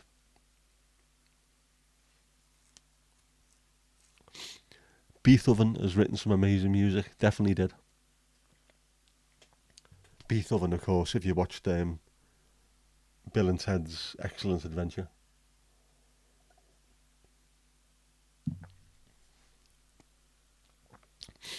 Yeah, definitely not like Kirsty. You should have a section where you review the Ford Transit. It would just be you, one episode, going, ooh, Ford Transit. Go down well, wouldn't it? Steve, not having to go at Ford Transit. I've said this to Jess. They were always advertised as the backbone of the UK, weren't they? With the Slade song over the top of them. I drove a long wheelbase Ford Transit for an electrical company in Southport called Mr. Ohms. Not sponsored by them in the slightest, but my mate used to work there, and I used to do him a little bit of a hand every now and then, driving around the whole of the Northwest in a long wheelbase Ford Transit, a maroon long wheelbase Ford Transit. It was fantastic. I loved it. It was like driving a massive car. Huge fan. PowerPoint, yes. PowerPoints are still a thing. Like I said to Daniel on one of his streams, I have to use PowerPoints quite a lot, or used to anyway, for work, for training. There is going to be a time where I will have to deliver a PowerPoint training presentation in work, and at the end of it, I'm going to say, well, thank you for coming to today's session. Don't forget to like, comment, and subscribe. I just know it's going to come out. I can see it. It's ridiculous, but that will happen. Because let's face it, I'm an idiot. You fixed many Ford Transits, and I can imagine it'd be a pain in the arse of a job to do. But they are fantastic. Yeah, even the brakes are an ache on them. But they are great. They're fantastic to drive.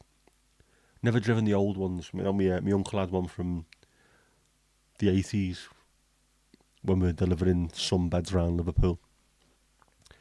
Oh, that was a sketchy job, that, man. Dave Gorman, yep. Fantastic Dave Gorman. That's what was the Google thing that he did? I was going to say Number Wang, but that was not them at all, was it? No. Yeah, Dave Gorman. Google Whack, wasn't it? That was a great book. I read that on the beach in Cuba. Use parentheses there. Loads of reels for PowerPoint shortcuts. They definitely get used. We still use them in work for if you're doing training. It's just the easiest thing to do, and you can then share them between each other on SharePoint and what have you. So yeah, it's actually PowerPoint for us is also the industry standard. You have to take out the wheel hub and bearing just for a disc. Yeah, I can imagine that's a pain in the balls having to do that. Google Whack, that was the one. Which means, of course, if you put in a search term and you only get one result, it's a Google Whack. That was a really good book, and he made a TV series of it, which was brilliant, and everything was done with Photoshop, in a Photoshop thingy that we've just been talking about. I can't remember. PowerPoint. There's another comedian who does the same thing, and it's just basically he's just took Dave Gorman's entire act and done it himself. It's ridiculous. Jeff thinks he can escape. He does. He is delusional, but to be fair, there's something dodgy about him.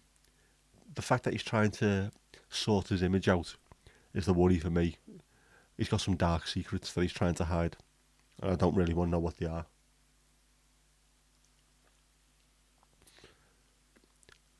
Fluff JCC profile, John Cooper Clarke and Beethoven in the same sentence as Heidi Beecham. Heidi Beecham, that reminds me, Beecham's. I need a Lemsip. Definitely need a Lemsip. Felicia Piccolo, Observer sounds dodgy. It does. It also sounds like something that you'd have to spend a fortune on in Amsterdam, but there you go. Jeff is Delulu. Yep, he is. And he painted his dungeon mint. I think the reason why he did that is because mint and blood red really work well together. They're very complementary colours. Very suspicious. Anyway, like I say, I need me Lemsip because I am still suffering. And also, I need me alcohol-free red wine because that's life. That's what all the people say. So we'll have to start getting ourselves ready and taking the glasses back to the bar, as the saying goes. It's been emotional. I've enjoyed this. It's one thing I've seen loads of streams, and it happens quite a lot, but I never seem to learn as much watching them as I do being on this one. We talk about a lot of stuff and we learn loads. So, fantastic. Yeah, how do you need to go? You need to take the dogs for a pre-bed pee, don't you? How do I know that blood goes with mint green? I used to have a mint green shirt. Ugh, I couldn't wear it now. I look awful. Jess, it's not bedtime for me. It's bedtime for you, you child. Don't tell me what to do. You're not my real mum. Yeah, I need to go and rest up. I need the beauty sleep. I could sleep for 100 years. I still wouldn't be beautiful, but I like the idea of that. Yeah, I need me Lemsip. The Lemsips are brilliant. Not sponsored, but if anyone from Lemsip is watching, I'll quite happily, I'll staple Lemsip to me forehead if you send us some free stuff, because I have been going through it like it's sweets. It was gezellig. And thank you very much for the company. Veel te rusten. Tot straks, tot ziens, tot zo. Jess, you're nearly an adult. Nearly. Not quite. And definitely not in mental age. Steve, bed and sleep are fantastic. I can normally get one but not the other, so I can fall asleep on the sofa easily. And when I get into bed, I'm wide awake. Which is why tunes or audiobooks are on all the time. Anyway, thank you all. Thanks for being here. Have a great evening. Veel te rusten. See you later. Oi. Never mind oi. And